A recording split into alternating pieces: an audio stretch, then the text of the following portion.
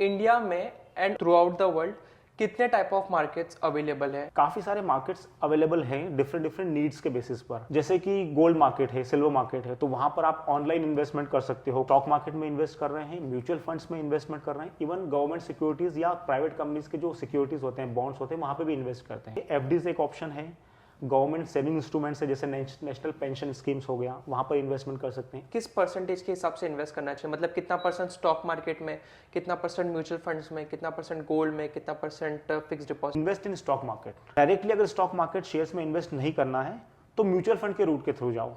जब से stock market existence में आया है, इंडियन स्टॉक मार्केट रफली एवरेज 12 से 13% का रिटर्न ओवर द इयर्स देता है। अब अगर आप सोचो कंपाउंडिंग बेसिस पर अगर आप 15% का रिटर्न या 14% का रिटर्न भी बनाते हो एवरेज ओवर द 25-30 ईयर्स, आपका कॉर्पस करोड़ में हो सकता है। स्टॉक मार्केट एग्जैक्टली होता क्या है? स्टॉक्स क्या होते हैं? अगर मैं स्टॉक मार्केट में जाता हूं तो मुझे पब्लिक से पैसा मिल सकता है।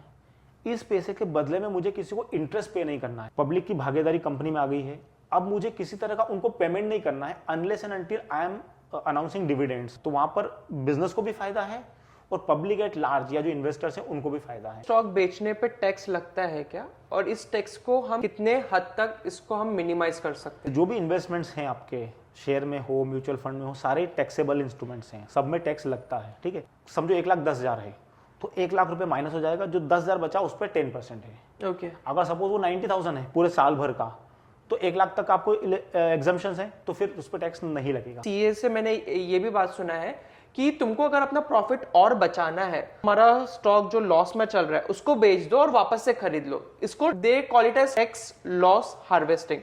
तो ये क्या होता है? ईयर एंड होने से पहले 31 मार्च से पहले कुछ स्टॉक्स ऐसे हैं जहां पर आपको 65,000 का लॉस हो रहा है, आप उसको सेल कर दोगे लॉस में, तो एक तरफ आपको 1.5 लाख का प्रॉफिट है, दूसरी तरफ ये जो आपने सेल किया 65,000 का लॉस है। 31 मार्च के बाद क्या होगा, आप जब इन दोनों को कंबाइन करोगे, चेक करोगे, तो आपका नेट में प्रॉफिट आएगा 85,000। आप 1 तारीख को वही शेयर फिर से परचेस कर लोगे। ओके।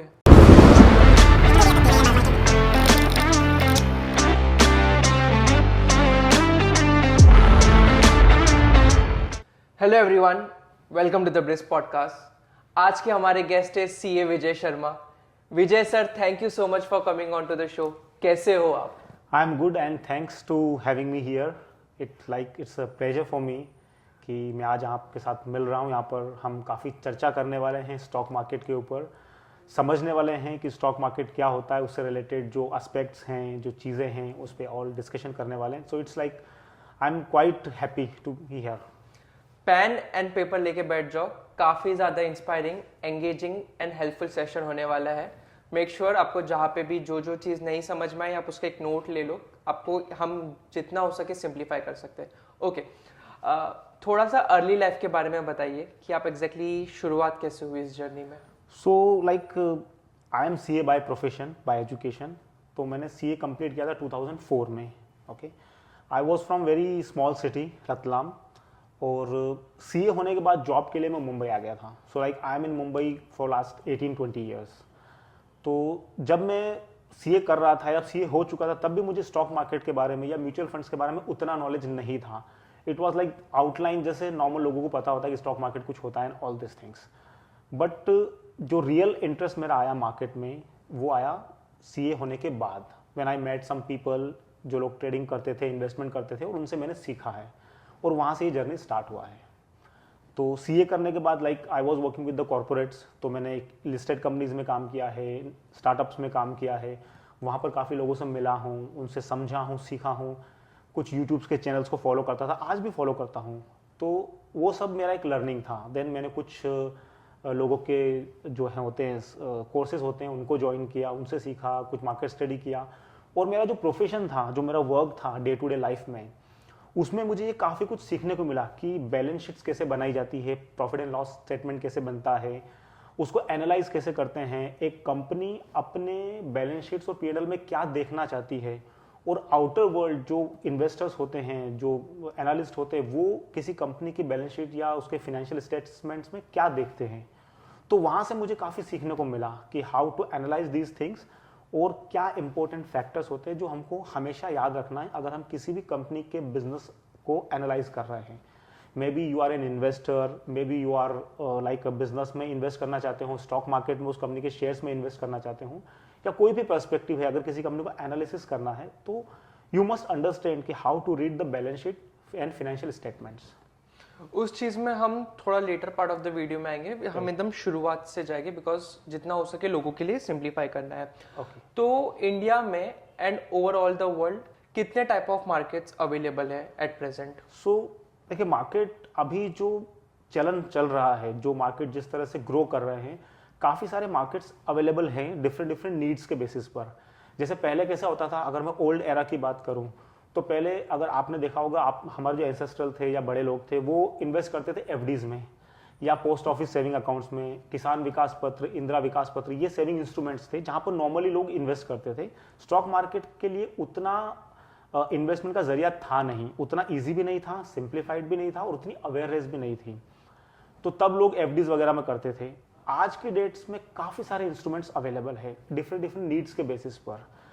जैसे कि गोल्ड मार्केट है, सिल्वर मार्केट है, तो वहाँ पर आप ऑनलाइन इन्वेस्टमेंट कर सकते हो कमोडिटी मार्केट्स में। पहले हम लोग वो फिजिकल फॉर्म में करते थे, तो ये तो चीज़ गोल्ड में इन्वेस्ट करना तो हमारे इंडिया के कल्चर में हमेशा से रहा है। लेकिन अब अगर हम देखते हैं तो लोग स्टॉक मार्केट में इन्वेस्ट कर रहे हैं, म्यूचुअल फंड्स में इन्वेस्टमेंट कर रहे हैं, इवन गवर्नमेंट सिक्योरिटीज़ या प्राइवेट कंपनीज के जो सिक्योरिटीज़ होते हैं, बॉन्ड्स होते हैं, वहाँ पर भी इन्वेस्ट करते हैं।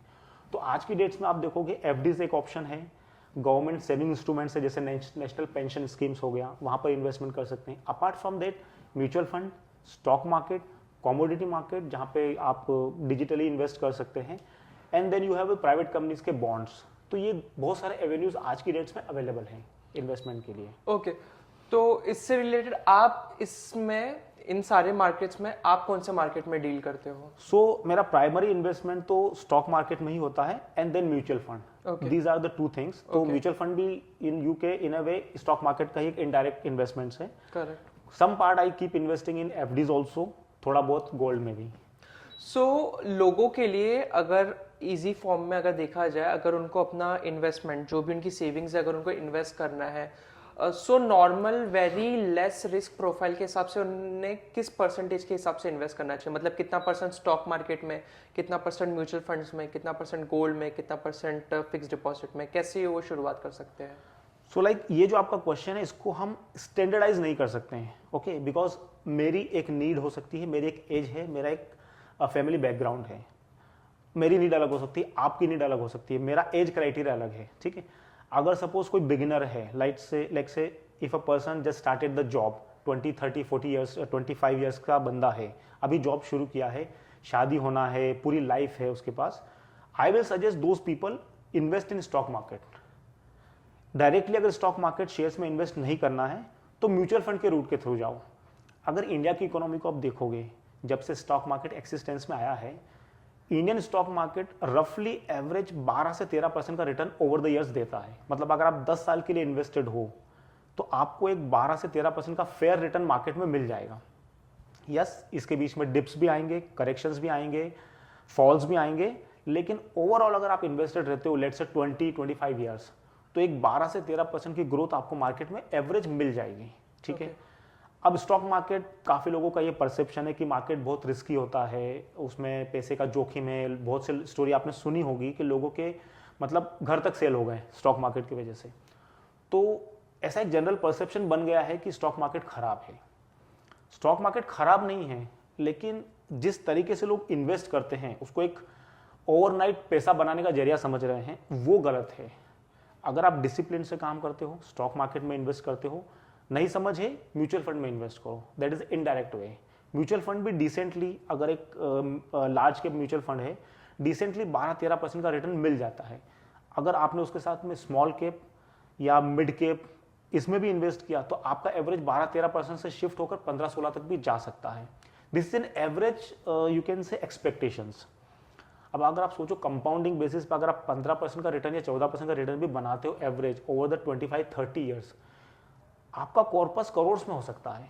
दैट डिपेंड्स कि आप कितना इन्वेस्टमेंट कर रहे हो, कितना इन्वेस्ट कर रहे हो और कितने टाइम के लिए। म्यूचुअल फंड्स जो है उसमें टाइम ज़्यादा इंपॉर्टेंट है कंपेरेटिवली इन्वेस्टमेंट अमाउंट। अगर मैं आपसे ये कहूँ कि आप 50,000 मंथली इन्वेस्ट कीजिए फॉर 10 ईयर्स, तो आप देखेंगे कि आपने साल में किया 6 लाख 1 ईयर में, 10 ईयर में आपने किया 60 lakhs का इन्वेस्टमेंट। अब मैं आपको कहूँ यही 60 lakhs आप 10 ईयर में इन्वेस्ट मत कीजिए, आप ये 20 ईयर्स में कीजिए। मतलब जो आप मंथली 50,000 कर रहे थे उसको आप 25,000 मंथली कर दीजिए। आपका इन्वेस्टमेंट अमाउंट उतना ही है, ठीक है, जितना पहले था, बट बिकॉज यहाँ पर पैसे को ग्रो होने के लिए ज़्यादा टाइम मिल रहा है। पहले आपको 10 साल मिल रहा था ग्रो करने के लिए, अब आपको 20 ईयर्स मिल रहा है। इन्वेस्टमेंट अमाउंट आपका सेम रहेगा लेकिन 20 ईयर्स में आपका पैसा ज़्यादा ग्रो करेगा। ओके। तो म्यूचुअल फंड का मेन जो बेनिफिट है वो आपको तभी मिलेगा जब आप लॉन्गर पीरियड के लिए इन्वेस्टेड रहोगे। तो आज की डेट में अगर कोई बंदा जॉब स्टार्ट करता है एंड लेट्स से कि 25,000 या 30,000 का सैलरी है उसका, आई विल सजेस्ट देम कि at least 10% of your income set apart for investment. तो अगर 25,000 है तो 10% 2,500 से शुरुआत कर देना कर चाहिए। देना चाहिए। और 2,500 में आप ऐसा कर सकते हो कि जैसे अभी आपकी एज कम है, अभी आपके पास फाइनेंशियल रिस्पॉन्सिबिलिटीज नहीं है उतनी, तो आप रिस्क ज़्यादा ले सकते हो। एक बंदा जो 55 या 60 ईयर्स की एज में है उसको मैं नहीं बोल सकता हूँ कि आप स्टॉक मार्केट में इन्वेस्ट करो, क्योंकि आज उसके पास जो सेविंग्स है वो उसके आगे जीने का जरिया है। वो आज जॉब नहीं कर सकता, उसको जॉब नहीं मिलेगा बिकॉज ऑफ एज फैक्टर्स या financial, because of this physical factors and all this thing. But अगर 25 ईयर्स का बंदा है, I will say 10% at least every year invest करो। आपका सैलरी का जो भी है उसको स्टॉक मार्केट में म्यूचुअल फंड के थ्रू कर सकते हो आप, और या आप कंपनीज के बॉन्ड्स होते हैं, बट बॉन्ड्स में थोड़ा सा संभल के करना पड़ेगा क्योंकि कॉर्पोरेट्स के बॉन्ड्स होते हैं तो वो देखना पड़ेगा उनका रेटिंग्स क्या है बॉन्ड्स का, उसके हिसाब से इन्वेस्ट करना चाहिए। But I will suggest them कि अभी म्यूचुअल फंड में स्टार्ट करने का बेस्ट टाइम है, क्योंकि जो इंडिया का परसेप्शन है ग्लोबल मार्केट में, जिस तरह से इंडियन इकोनॉमी बूम कर रही है और जिस तरह से हमारा जो जनरेशन चेंज हो रहा है, अगर आप देखोगे पहले ऐसा होता था कि बहुत कम लोग होते थे जो इंजीनियर्स बनते थे, सीए बनते थे, डॉक्टर बनते थे, ठीक है। अब वो परसेंटेज बढ़ रहा है स्लोली। पहले आप देखोगे कि हर फैमिली से जो पेरेंट्स होते थे वो छोटा मोटा जॉब करते थे, छोटा मोटा बिजनेस करते थे और वो चाहते थे कि उनका बच्चा भी बिजनेस में रहे and all this thing. But अब वो परसेप्शन चेंज हो रहा है। आज आप देखोगे कि बच्चे जो आ रहे हैं वो इतने एडवांस माइंड के साथ आ रहे हैं और इतना अवेयरनेस आ गया है कि ये जनरेशन जब वर्क करने के लिए आएगी आफ्टर 20 ईयर्स, जब ये जनरेशन पूरा खड़ा हो जाएगा, तो जो परसेप्शन जो चेंज होने वाला है इकोनॉमी में, वो काफ़ी बड़ा बदलाव आने वाला है। तो मुझे ऐसा लगता है कि नेक्स्ट 20 ईयर्स इंडिया के लिए बहुत अच्छे ग्रोथ वाले हैं, बहुत अच्छे ग्रोथ वाले हैं। तो अगर आप स्टॉक मार्केट में डायरेक्टली इन्वेस्टमेंट नहीं करना चाहते हो लेकिन इस अपॉर्चुनिटी को यूज करना चाहते हो, you can go by the mutual fund. Okay. तो म्यूचुअल फंड में इन्वेस्ट कीजिए फॉर 25-30 ईयर्स। और म्यूचुअल फंड से आप डिफरेंट आपके ऑब्जेक्टिव्स क्रिएट कर सकते हो कि अगर आपको रिटायरमेंट फंड बनाना है, आपको जैसे कि घूमने फिरने के लिए एक फंड बनाना है, बच्चों की एजुकेशन के लिए करना है, मैरिज के लिए करना है, तो म्यूचुअल फंड आपकी सारी नीड्स को फुलफिल कर सकता है। ओके। स्टॉक मार्केट को पहले इजीली अच्छे से और समझते हैं, फिर उसके बाद ये कोशिश करेंगे कि म्यूचुअल फंड्स की तरफ जाते हैं। ओके। स्टॉक मार्केट एग्जैक्टली होता क्या है, स्टॉक्स क्या होते हैं, इसके बारे में हमें थोड़ा सा बताइए। तो देखिए कि स्टॉक मार्केट, पहले ये समझें कि ज़रूरत क्या है स्टॉक मार्केट की, राइट। स्टॉक मार्केट से बेनिफिट ये होता है कि जैसे मैं एक कंपनी चला रहा हूँ, ओके, अब मुझे कंपनी को खड़ा करना है, मुझे फंड की ज़रूरत है। तो अगर स्टॉक मार्केट सपोज नहीं है तो मेरे पास क्या ऑप्शन है, मैं बैंक के पास जाऊँगा कि मुझे लोन दे दो। अब बैंक्स की भी एक लिमिट होती है कि मेरा जो प्रोफाइल है, जितना मेरा कैपेसिटी है बिजनेस का, उसके हिसाब से वो लोन देते हैं एनालाइज करने के बाद, ठीक है। कई बार मेरा नया बिजनेस है तो बैंक्स लोन नहीं देते हैं कि आपकी इनकम नहीं है, ट्रैक रिकॉर्ड नहीं है एंड ऑल दिस थिंग्स। हालांकि आज वो चीज़ें चेंज हो रही है, बट पहले ऐसा होता था। या मुझे बड़े लेवल पे ग्रो करना है, ठीक है, मेरे पास एक आइडिया है, एक बिजनेस है, प्रोडक्ट है, बट मुझे अच्छे लेवल पे ग्रो करना है, थोड़ा मेरा बिजनेस चल रहा है। अगर मैं स्टॉक मार्केट में जाता हूँ तो मुझे पब्लिक से पैसा मिल सकता है, इस पैसे के बदले में मुझे किसी को इंटरेस्ट पे नहीं करना है, ठीक है। अगर आज मैं बैंक से पैसा उठाता हूँ या किसी साहूकार से पैसा उठाता हूँ तो मुझे एक परसेंटेज ऑफ इंटरेस्ट देना पड़ेगा, जो मेरे बिजनेस की कॉस्ट है, और वो मेरे लिए हमेशा एक टेंशन रहेगा कि नहीं मुझे मंथली इतना पेमेंट करना है, ठीक है। तो मेरा बिजनेस उस तरह से फ्लरिश होना चाहिए कि मैं उनको पे कर पाऊँ। लेकिन अगर मैं स्टॉक मार्केट शेयर्स इशू करता हूँ, इक्विटी शेयर्स, तो पब्लिक उसमें पैसा दे सकती है, पब्लिक की भागीदारी कंपनी में आ गई है। अब मुझे किसी तरह का उनको पेमेंट नहीं करना है unless and until I am announcing dividends. तो डिविडेंड्स तो कंपनी के परफॉर्मेंस पर डिपेंड करता है कि उनको अनाउंस करना है या नहीं करना है, देयर इज नो बाउंडेशन। तो क्या हो गया कि मेरे पास पैसा भी आ गया है और मुझे अभी इंटरेस्ट का पेमेंट नहीं करना है, तो एक जो बर्डन होता है बिजनेस पे, वो बर्डन नहीं रहा। On the other side public को क्या बेनिफिट है कि अगर ये बिजनेस ग्रो करता है, अच्छा चल जाता है, तो आज जिस शेयर्स के हमने 10 रुपये या 20 रुपये में शेयर अगर लिया है, सपोज अगर ये बिजनेस ग्रो करेगा तो हमारा पैसा भी मल्टीप्लाई होगा अकॉर्डिंगली। जो हम देखते हैं कि कई बार शेयर्स के इश्यूज आते हैं 50 रुपीज़, 100 रुपीज़ या 200 रुपीज़ में, and then companies is doing very good और वो शेयर 200 रुपये 500 रुपये तक चले जाते हैं, तो वहाँ पर बिजनेस को भी फायदा है और पब्लिक एट लार्ज या जो इन्वेस्टर्स हैं उनको भी फायदा है, क्योंकि उनके मनी थोड़े ग्रो, उनका पैसा भी ग्रो हो रहा है। और जैसा कि मैंने कहा कि अभी जो टाइम है वो स्टॉक मार्केट या म्यूचुअल फंड के लिए काफ़ी अच्छा इन्वेस्टमेंट के लिए, तो यहाँ पर रिटर्न आपको 12-15% मिलेंगे। आप अगर हिस्टोरिकली जाओगे कि एफडीज में मुझे इन्वेस्ट करना है, तो एफडीज में आज की डेट में 5 to 6% का रिटर्न मिलता है। उतना तो रेट ऑफ इन्फ्लेशन भी है, इन्फ्लेशन आज की डेट में 5 to 6% है। तो और ये जो इन्फ्लेशन है 5 to 6%, ये एक जनरल इन्फ्लेशन है। बट अगर आप सिटी वाइज जाओगे या आप अपना खुद का एनालिसिस करोगे तो आपकी और मेरी इन्फ्लेशन और अलग हो सकती है। करेक्ट। कि अगर मेडिकल कॉस्ट 20% बढ़ रही है लेट्स से, या स्कूल एजुकेशन कॉस्ट 20-30% बढ़ रही है एवरी ईयर, तो 5% से अगर मेरा पैसा ग्रो कर रहा है और मेरी एजुकेशन एवरेज 8-10% आ रही है, तो ओवर द ईयर मेरा पैसा ग्रो नहीं कर रहा है, उस पैसे की वैल्यू गिर रही है। आज उस पैसे में जितना बच्चों को मैं पढ़ा सकता हूँ 10 साल बाद शायद नहीं पढ़ा पाऊंगा। तो डेफिनेटली एफडी आपके रिस्क को प्रोटेक्ट कर रहा है कि वहाँ पर पैसा कंपैरेटिवली ज़्यादा सेफ है, लेकिन उसी तरह से ग्रो भी नहीं कर रहा है। तो एक बहुत सिंपल सी चीज़ है, जैसे कहते हैं ना, जितना मीठा डालोगे उतना, जितना गुड़ डालोगे उतना मीठा होगा। ठीक है, तो आप जितना रिटर्न लेने के लिए जाओगे उतना रिस्क बढ़ता जाएगा। एफडी में रहोगे रिस्क कम है, रिटर्न भी कम है। थोड़ा ऊपर गए, गवर्नमेंट सिक्योरिटीज में गए, पीएफ में या नेशनल पेंशन स्कीम में 8-8.25% के आसपास रिटर्न मिलेगा। रिस्क कम है लेकिन रिटर्न भी लिमिटेड है, और कुछ बाउंडेशंस भी है कि कब पैसा विड्रॉ कर सकते हो, कब नहीं कर सकते हो, तो लिमिटेशंस आ गई। थोड़ा अच्छा रिटर्न चाहिए, you move to mutual fund, तो आपको 11-12% का एवरेज मिलेगा, वहाँ पे भी थोड़ी रिस्क बढ़ जाएगी पैसे की। डायरेक्टली स्टॉक मार्केट में इन्वेस्टमेंट करने का सोचा, जहाँ पे आप ईयरली 15 से 20-25% भी बना सकते हो, लेकिन रिस्क हाई हो गई है। तो आप जितने रिस्क प्रोफाइल के हिसाब से जाओगे उतना रिस्क बढ़ेगा, उतना रिटर्न की संभावना भी बढ़ेगी। ओके, ये रिस्क को क्या हम कुछ हद तक उसको मिनिमाइज कर सकते हैं? तो रिस्क को मिनिमाइज ऐसे कर सकते हैं कि लेट से अगर मेरा कैपेसिटी 2000 मंथली इन्वेस्टमेंट करने का है, मेरा capabilities, okay, I will suggest, ठीक है, आप 60% म्यूचुअल फंड में डालिए, 20% या 15% एफडीज में डालिए, 10% गोल्ड में डालिए और 5-10% गवर्नमेंट सिक्योरिटीज में डालिए। तो 60% अगर आपने म्यूचुअल फंड में डाला है, मतलब आपने स्टॉक मार्केट में डाला है, हालांकि म्यूचुअल फंड भी अलग अलग होते हैं, इक्विटी म्यूचुअल फंड्स हो सकते हैं, डेट म्यूचुअल फंड्स हो सकते हैं, तो आप वहाँ पर जरूरी नहीं कि स्टॉक में डाल रहे हो, आप किसी डेट सिक्योरिटीज में भी इन्वेस्ट कर सकते हो, जहाँ पर रिस्क और कम हो जाता है, तो रिटर्न भी कम हो जाएगा। ठीक है, बट मैं यहाँ पे इक्विटी मतलब ओरिजिनल इक्विटी म्यूचुअल फंड की बात कर रहा हूँ, ठीक, जहाँ पे म्यूचुअल फंड की बात कर रहा हूँ।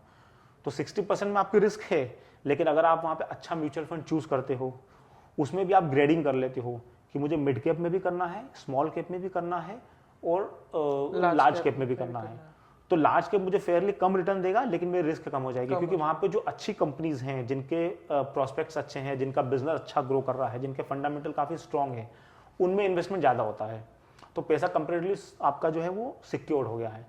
मिड कैप में जाओगे तो वैसे ही कंपनियां जो अब ग्रो कर रही है थोड़ा थोड़ा, वो मिड कैप जो एक मार्केट का अंडरस्टैंडिंग है उसके हिसाब से हो गया।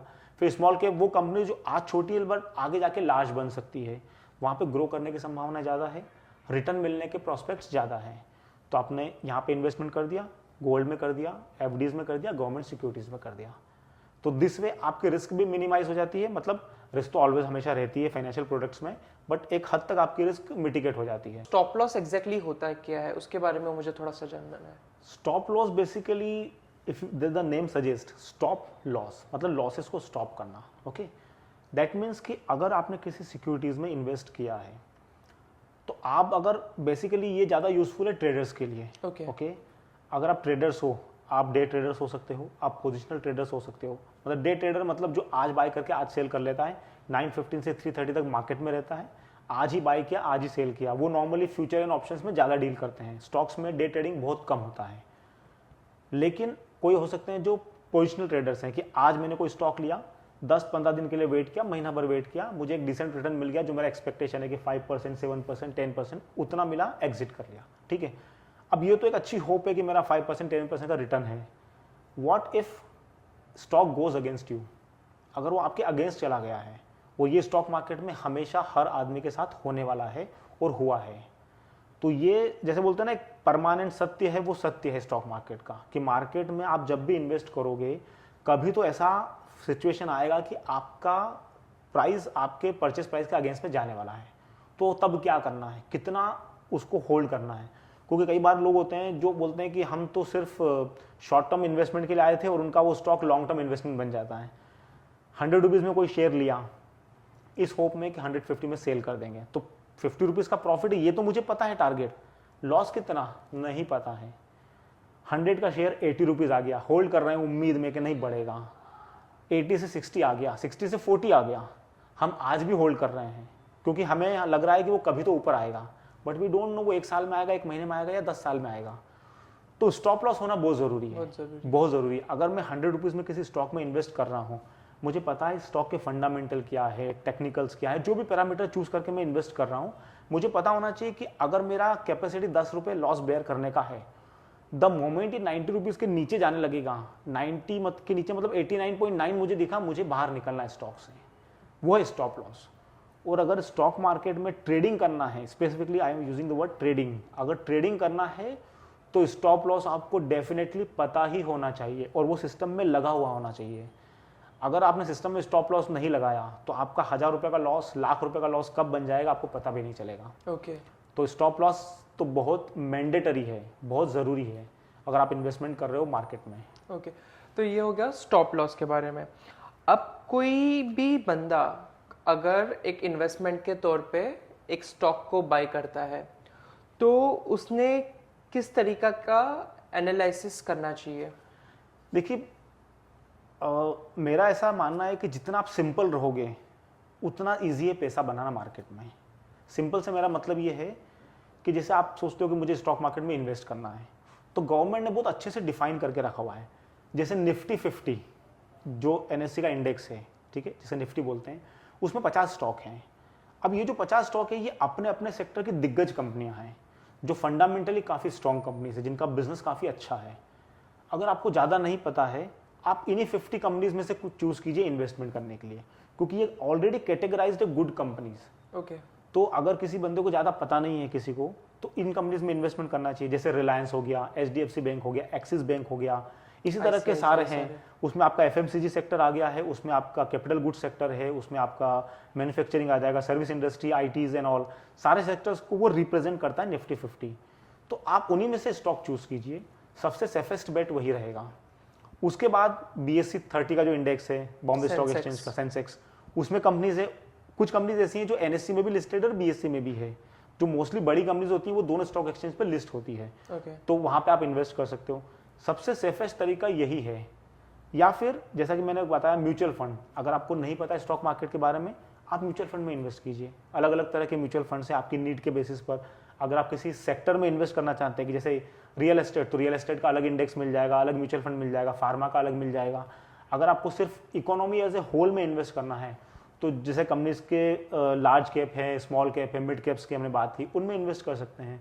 तो these are the way of investing in the stock market. Okay लेकिन फॉर एग्जांपल मैं एक तरीके से लॉन्ग टर्म इन्वेस्टमेंट कर रहा हूँ, ठीक है, और मे बी वो एक मिड कैप स्टॉक है और मुझे उसके बारे में मुझे वो स्टॉक थोड़ा सा इंटरेस्ट लग रहा है, सिक्योरिटीज ने बताया ये स्टॉक में इन्वेस्ट करो, तो मैं उस स्टॉक का रिसर्च कौन सी वेबसाइट पे जाके कर सकता हूँ?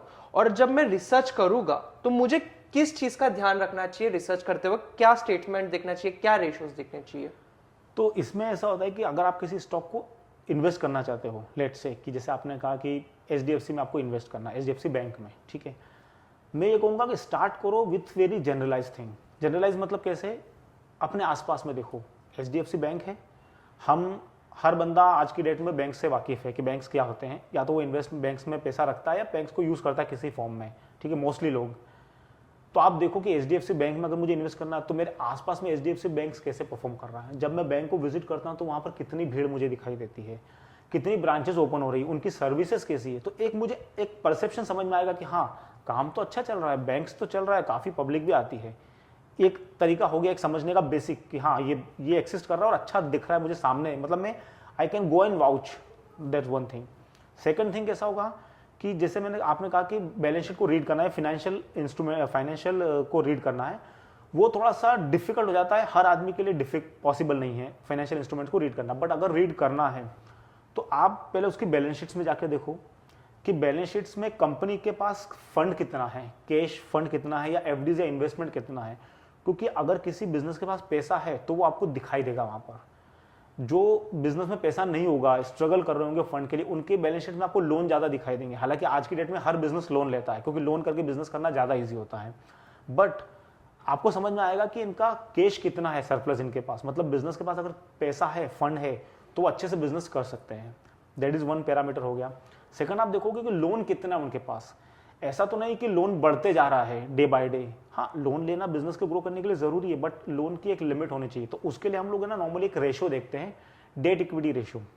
ठीक है, डेट इक्विटी रेशो हम देखते हैं कि इसका फॉर्मूला होता है डेट को डिवाइड करते हैं इक्विटी से। ठीक है, हम ये देखते हैं कि अगर मेरे पास 100 रुपये का डेट है, लोन है, तो उसके सामने जो इक्विटी मतलब शेयर होल्डर्स का जो पैसा है, शेयर होल्डर की जो वर्थ है, नेटवर्थ, वो कितनी है। अगर 100 रुपये के लोन के सामने शेयर होल्डर का पैसा 200 रुपये है, इसका मतलब डेट इक्विटी रेशो मेरा आया 0.5। डेट इक्विटी रेशो अगर नॉर्मली 1 से नीचे है या 0.9 से नीचे तो अच्छा माना जाता है। ओके। और वो जितना कम होगा उतना अच्छा है, क्योंकि इस एग्जांपल में हमने देखा कि 100 रुपये की डेट है, लेकिन मेरे पास शेयर होल्डर के पास 200 रुपये है। मतलब आज की डेट में वो 100 रुपये का पेमेंट पूरा कर सकते हैं, उनके बाद भी उनके पॉकेट में 100 रुपये बचेंगे। मतलब वो फुल्ली कैपेबल है उसको पूरा पे करने के लिए, चुकाने के लिए। यही अगर 100 रुपये के डेट के सामने अगर मेरा नेट जो इक्विटी है वो अगर 400 है, तो मेरा डेट इक्विटी रेशो 0.25 आता है। मतलब मैं बहुत ज्यादा कैपेबल हूँ, कभी भी मैं उस लोन को रिपे कर सकता हूँ। इसका मतलब कंपनी का बिजनेस इतना साउंड है कि वो आपने लोन को कभी भी पे कर सकता है, तो बिजनेस में उसको बड़ी दिक्कत नहीं है। डेट इक्विटी रेशो हो गया। फिर हम लोग एक नॉर्मली एक देखते हैं कि उसका कैश फ्लो कितना है, मतलब जो बिजनेस का मेन ऑपरेशंस है उससे कंपनी कितना पैसा बना रही है। ऐसा तो नहीं कि बिजनेस पे कंपनी पैसा डाल रही है। तो cash flow from operating activities जो होता है वो पॉजिटिव होना चाहिए। ठीक है, इनिशियल ईयर्स में कुछ बिजनेसेस में ऐसा हो सकता है कि वो कैश फ्लो नेगेटिव हो सकता है, कि वो बोरो करके पैसा बिजनेस में डाल रहे हैं। और कुछ बिजनेस के ये कहूंगा कि फंडामेंटल्स या उनके स्ट्रक्चर ऐसे होते हैं कि इनिशियली 2-5 साल आपको पैसा डालना पड़ता है, अपना बेस बिल्डिंग करना पड़ता है, ब्रेक इवन करने के लिए मार्केट में पहुंचना पड़ता है, रीच बढ़ाना पड़ता है, मार्केटिंग के एक्सपेंसेस होते हैं। तो काफी सारे फैक्टर्स होते हैं। आप नई कंपनी आपको ग्रो करना है तो आपको मार्केट में जाना है, तो तब आपका कैश फ्लो नेगेटिव हो सकता है। बट अगर कोई कंपनी एक्सिस्टेंस में 10-15 साल से है, तो ये एक रिजनेबल पीरियड उस कंपनी को मिल चुका है अपने आप में खड़ा होने के लिए। अगर आज भी कंपनी का नेट कैश फ्लो जो है ऑपरेटिंग एक्टिविटी से वो माइनस में चल रहा है, नेगेटिव है, मतलब कंपनी में कुछ तो प्रॉपर नहीं है, वी कैन अज्यूम दैट। तो वो एक पैरामीटर हो गया चेक करने के लिए। तो इस तरह के रेशियोज होते हैं। और फंडामेंटली अगर आप देखोगे, फंडामेंटल एनालिसिस एक बोलते हो, टेक्निकल एनालिसिस बोलते हैं। तो फंडामेंटल एनालिसिस में हम क्या करते हैं, यही सब चीजें देखते हैं कि कंपनी के जो फंडामेंटल्स हैं वो कितने मजबूत हैं। जो रेशियोज की हमने बात की, जो कैश फ्लो की हमने बात की, डेट इक्विटी रेशियो की बात की, ये सारे जो और भी काफी सारे एक रेशियोज होते हैं और पैरामीटर्स हैं, उन पे हम चेक करते हैं कि क्या ये सारे कन्विंसिंग हैं। जैसे कि नेट प्रॉफिट है, अर्निंग पर शेयर है, ईपीएस है, पी रेशियो है। तो ये सारे रेशियो कितने हैं। अगर ईपीएस मेरा ईयर टू ईयर बढ़ना चाहिए। ईपीएस मतलब क्या होता है, अर्निंग पर शेयर, मतलब हर शेयर होल्डर के लिए, हर शेयर के लिए मैं कितना पैसा कमा रहा हूँ, 10 रुपये 20 रुपये कितना। अगर मेरा ईपीएस 3 साल पहले 10 रुपये था, तो क्या 3 साल में मैंने ईपीएस को ग्रो किया है 10 रुपये से 12, 12 से 15, 15 से 20, क्या मैं ग्रो कर रहा हूँ। अगर मेरा ईपीएस बढ़ रहा है तो इट्स अ गुड सिंबल कि हाँ कंपनी पैसा बचा रही है कहीं। तो अर्निंग पर शेयर क्या होता है कि शेयर होल्डर को कितना पैसा मिलने वाला है एक शेयर पर। वो पैसा कब डिफाइन होगा कि बिजनेस के सारे खर्चे पे करने के बाद बचता क्या है, what is net for the share holder. अगर वो पर शेयर की वैल्यू बढ़ रही है ईपीएस, इसका मतलब कंपनी अच्छा कर रही है। फिर रिटर्न ऑन कैपिटल एम्प्लॉयड कितना है। तो ये कुछ फंडामेंटल फैक्टर्स होते हैं, आरओसी है, तो ये चीज हमको देखनी होती है। नेट प्रॉफिट रेशियोज हो गए हैं, तो ये कुछ 6-8 बड़े बड़े रेशियोज होते हैं। अगर आपने देख लिया और आपको लग रहा है कि ये रेशियोज इंप्रूव हो रहे हैं एवरी ईयर, मतलब कंपनी डिसेंटली वर्क कर रही है। और अगर कंपनी इस तरह से डिसेंटली वर्क कर रही है तो आपको उसके चार्ट में भी वो दिखाई देगा। उस कंपनी का शेयर का अगर आप चार्ट देखोगे तो आपको अपवर्ड टेरिटरी में दिखाई देगा। That is one thing. Second होता है टेक्निकल एनालिसिस। अब टेक्निकल एनालिसिस के काफी सारे मेथड्स है करने के, बट वो डिफिकल्ट है हर किसी के लिए करना। उसके लिए आपको थोड़ा सा लर्निंग करना पड़ता है। जैसे टेक्निकल एनालिसिस में कुछ लोग यूज करते हैं कि मूविंग एवरेज, कि शेयर का जो प्राइस है वो मूविंग एवरेज 5 डेज का मूविंग एवरेज या 21 डेज का मूविंग एवरेज है, उसके ऊपर चल रहा है या नीचे चल रहा है। जो लोग ट्रेडिंग करते हैं वो काफी लोग इसको यूज करते हैं कि अगर मूविंग एवरेज के ऊपर शेयर का प्राइस चल रहा है मतलब शेयर बुलिश है, शेयर ऊपर जाएगा, तो वो बाय करके पैसा बनाने का सोचते हैं। लेकिन अगर वो उसके मूविंग एवरेज के नीचे चलने लगता है तो लोग सेल करके पैसा बनाने का सोचते हैं। तो I am not giving any recommendation कि आप इसको फॉलो करो या ये परफेक्ट मेथड है, but these are the methods कि मूविंग एवरेज को देख लिया या RSI को बेस बना के चेक कर लिया। RSI 30 के नीचे लोग, अब RSI में जैसे उसको बोलते हैं रिलेटिव स्ट्रेंथ इंडेक्स, ये बताता है कि उस शेयर का जो प्राइस मूवमेंट हो रहा है उसमें स्ट्रेंथ कितनी है। ओके, नॉर्मली RSI जितना ज्यादा रहेगा, मतलब 60 के अबव रहेगा तो वो स्ट्रॉन्ग बुलिश होता है। ठीक है, मतलब उसका स्ट्रेंथ बहुत ज्यादा है। कुछ लोग इसको बोलते हैं ओवरबॉट। ऐसा काफी सारे वीडियोस में या काफी सारे एनालिस्ट से आप बात करेंगे टेक्निकल से, तो वो आपको ये बताएंगे कि 60 के ऊपर ओवरबॉट है। लेकिन कई सिचुएशन में 60 के बाद ही कई शेयर चलना शुरू होते हैं। अगर आप किसी शेयर का टेक्निकल चार्ट निकाल कर देखेंगे, बहुत सारे शेयर के रियल एस्टेट में से DLF का हो सकता है, या जो हमारे गवर्नमेंट्स के जो पब्लिक सेक्टर अंडरटेकिंग के जो शेयर अभी चल रहे थे, कि आप समझो IRFC को देख सकते हो, या इसी तरह के जो शेयर्स हैं उनको अगर आप देखोगे तो उनका टेक्निकल में आपको RSI 60 के ऊपर ही मिलेगा, जबकि 60 के ऊपर ओवरबॉट है। मतलब बहुत ज्यादा इसमें बाइंग होगी, अब ये गिर सकता है, लेकिन वो थोड़ा सा गिरता है फिर बढ़ जाता है, थोड़ा सा गिरता है फिर बढ़ जाता है। और RSI भी देखते हैं अलग अलग टाइम फ्रेम पे, कि आप आवरली चार्ट पे देख रहे हो, डेली चार्ट पे देख रहे हो, वीकली देख रहे हो, मंथली देख रहे हो, ऐसे अलग अलग पैरामीटर्स हैं। तो वो मतलब अपना एक परसेप्शन होता है कि अगर मुझे लॉन्ग टर्म इन्वेस्टमेंट करना है लेट्स से, और मैं टेक्निकल का बंदा और मुझे RSI पर ट्रेड करता हूँ, तो मैं ये देखूंगा कि मंथली चार्ट पे या वीकली चार्ट पे RSI 60 के ऊपर होना चाहिए। जब तक RSI 60 के ऊपर चल रहा है वीकली या मंथली चार्ट पे, मतलब उस स्टॉक में बुलिश मूवमेंट है, तो मैं उस स्टॉक को बाय करके ट्रेड करना चाहूंगा। मतलब उस स्टॉक के ऊपर और जाने के चांसेस हैं, क्योंकि RSI ज्यादा है, मतलब स्ट्रेंथ बहुत ज्यादा है, इतना बढ़ के वो आ रहा है, फिर भी वीकली बेसिस पे 60 के ऊपर ही चल रहा है, मतलब कॉन्स्टेंटली उसमें बाइंग तो इमर्ज हो रही है। तो ये टेक्निकल का एक मेथड हो गया कि RSI पे अब मैंने देख लिया, मैंने फिर बहुत से लोग फिबोनाची रिट्रेसमेंट भी चेक करते हैं, स्टॉकेस्टिक करके भी एक इंडिकेटर होता है तो उसको भी देखते हैं। ऐसे बहुत सारे टेक्निकल्स में बहुत सारी मेथोडोलॉजी हैं चेक करने की। ओके, मान लीजिए अब मैंने स्टॉक बाय कर लिया है, अब ये स्टॉक बेचने पे टैक्स लगता है क्या, और इस टैक्स को हम कितने हद तक इसको हम मिनिमाइज कर सकते हैं? तो जो भी इन्वेस्टमेंट्स हैं आपके शेयर में हो, म्यूचुअल फंड में हो, सारे टैक्सेबल इंस्ट्रूमेंट्स हैं, सब में टैक्स लगता है। ठीक है, अगर मैंने कोई शेयर परचेस किया तो वहां पर जब मैं सेल करता हूं तो उसको डिफाइन किया जाता है as per income tax law कि ये शॉर्ट टर्म है या लॉन्ग टर्म है। अगर मैं इन्वेस्टर हूं, ठीक है, क्योंकि यहाँ पे दो तरह की चीजें हो सकती है, या तो मैं इन्वेस्टर हूं या मैं ट्रेडर हूं, पहले ये डिफाइन करना पड़ेगा। ठीक है, अगर मैं एवरीडे शेयर परचेस करता हूं, सेल करता हूं, या ऑप्शंस में ट्रेडिंग कर रहा हूं, फ्यूचर में ट्रेडिंग कर रहा हूं, तो ये मेरे लिए बिजनेस जैसा हो गया है। ठीक है, तो वहां पे मुझे कैपिटल गेन नहीं लगेगा, वो मेरी बिजनेस इनकम मानी जाएगी। तो जैसे बिजनेस इनकम का इनकम टैक्स लॉ में ट्रीटमेंट होता है कि वो आपकी एक नॉर्मल इनकम मानी जाएगी, उस इनकम के सामने जो भी आपके खर्चे बिजनेस के हुए वो डिडक्ट होंगे और बचा हुआ आपका प्रॉफिट माना जाएगा, और इनकम टैक्स का जो स्लैब्स है टैक्सेशन का उसके हिसाब से उस पर टैक्स लगेगा। लेकिन अगर आप इन्वेस्टर हो as per income tax law, तो आपको आपका जो भी प्रॉफिट होगा उसको देखा जाएगा कि वो लॉन्ग टर्म कैपिटल गेन है या शॉर्ट टर्म है। अगर शॉर्ट टर्म है तो आई गेस 15% का रेट है उस पर, वो एप्लीकेबल होता है, और लॉन्ग टर्म है तो 10% समथिंग का रेट है, तो वो देखा जाएगा। लॉन्ग टर्म मतलब एक साल के ऊपर, 12 मंथ्स के ऊपर अगर है, 12 मंथ्स के ऊपर है तो वो आपका लॉन्ग टर्म में चला हो जाएगा। फाइनेंस इन्फ्लुएंसर्स, उनको ये बोलते हुए सुना है कि अगर आपका प्रॉफिट होता है और आप उसको एक साल बाद बेचते हो तो आपको शायद से टैक्स नहीं देना पड़ता है। क्या ये बात सच है? लॉन्ग टर्म जो कैपिटल गेन है, हाँ, as per my best understanding 1 lakh तक एग्जेम्प्ट है। ओके, 1 लाख तक। 1 लाख के ऊपर जो भी अमाउंट है उस पर 10% से टैक्सेशन है। 1 लाख प्रॉफिट एग्जेम्प्ट है? इनकम मतलब प्रॉफिट ही। ओके, ठीक है, गॉट तो इट। आप कैलकुलेट करोगे कि आपका परचेस प्राइस क्या था, सेल प्राइस क्या है, डिफरेंस जो भी आया है वो आपका प्रॉफिट है, and that is your income. Okay, अगर वो 1 लाख समझो 1,10,000 है तो 1 लाख रुपए माइनस हो जाएगा, जो 10,000 बचा उस पर 10% है। ओके, अगर सपोज वो 90,000 है पूरे साल भर का, तो 1 लाख तक आपको एग्जम्पशंस है तो फिर उस पर टैक्स नहीं लगेगा। ओके। अभी कोई कोई लोग ऐसे भी होते हैं, वो लोग क्या करते हैं कि मतलब समझो उन्होंने 1 साल के अंदर ही बेच दिए या 1 साल के बाद बेच दिए, जो भी उनको प्रॉफिट हुआ है, लेकिन कोई कोई स्टॉक्स ऐसे उनके जो थोड़े से गिर गए हैं, जैसे कि उन्होंने अगर 100 रुपए में खरीदे तो वो 70 रुपए में आ चुका है वो फंड, बट उनको वो लॉन्ग टर्म इन्वेस्टमेंट के हिसाब से करे, उस इंटेंशन से करे कि लॉन्ग टर्म इन्वेस्टमेंट है और उनको वो स्टॉक को बेचना नहीं है। लेकिन कोई कोई फिन इन्फ्लुएंसर्स या कोई कोई सीए से मैंने ये भी बात सुना है कि तुमको अगर अपना प्रॉफिट और बचाना है तो तुम इसको, जो तुम्हारा स्टॉक जो लॉस में चल रहा है उसको बेच दो और वापस से खरीद लो। इसको they call it as tax loss harvesting.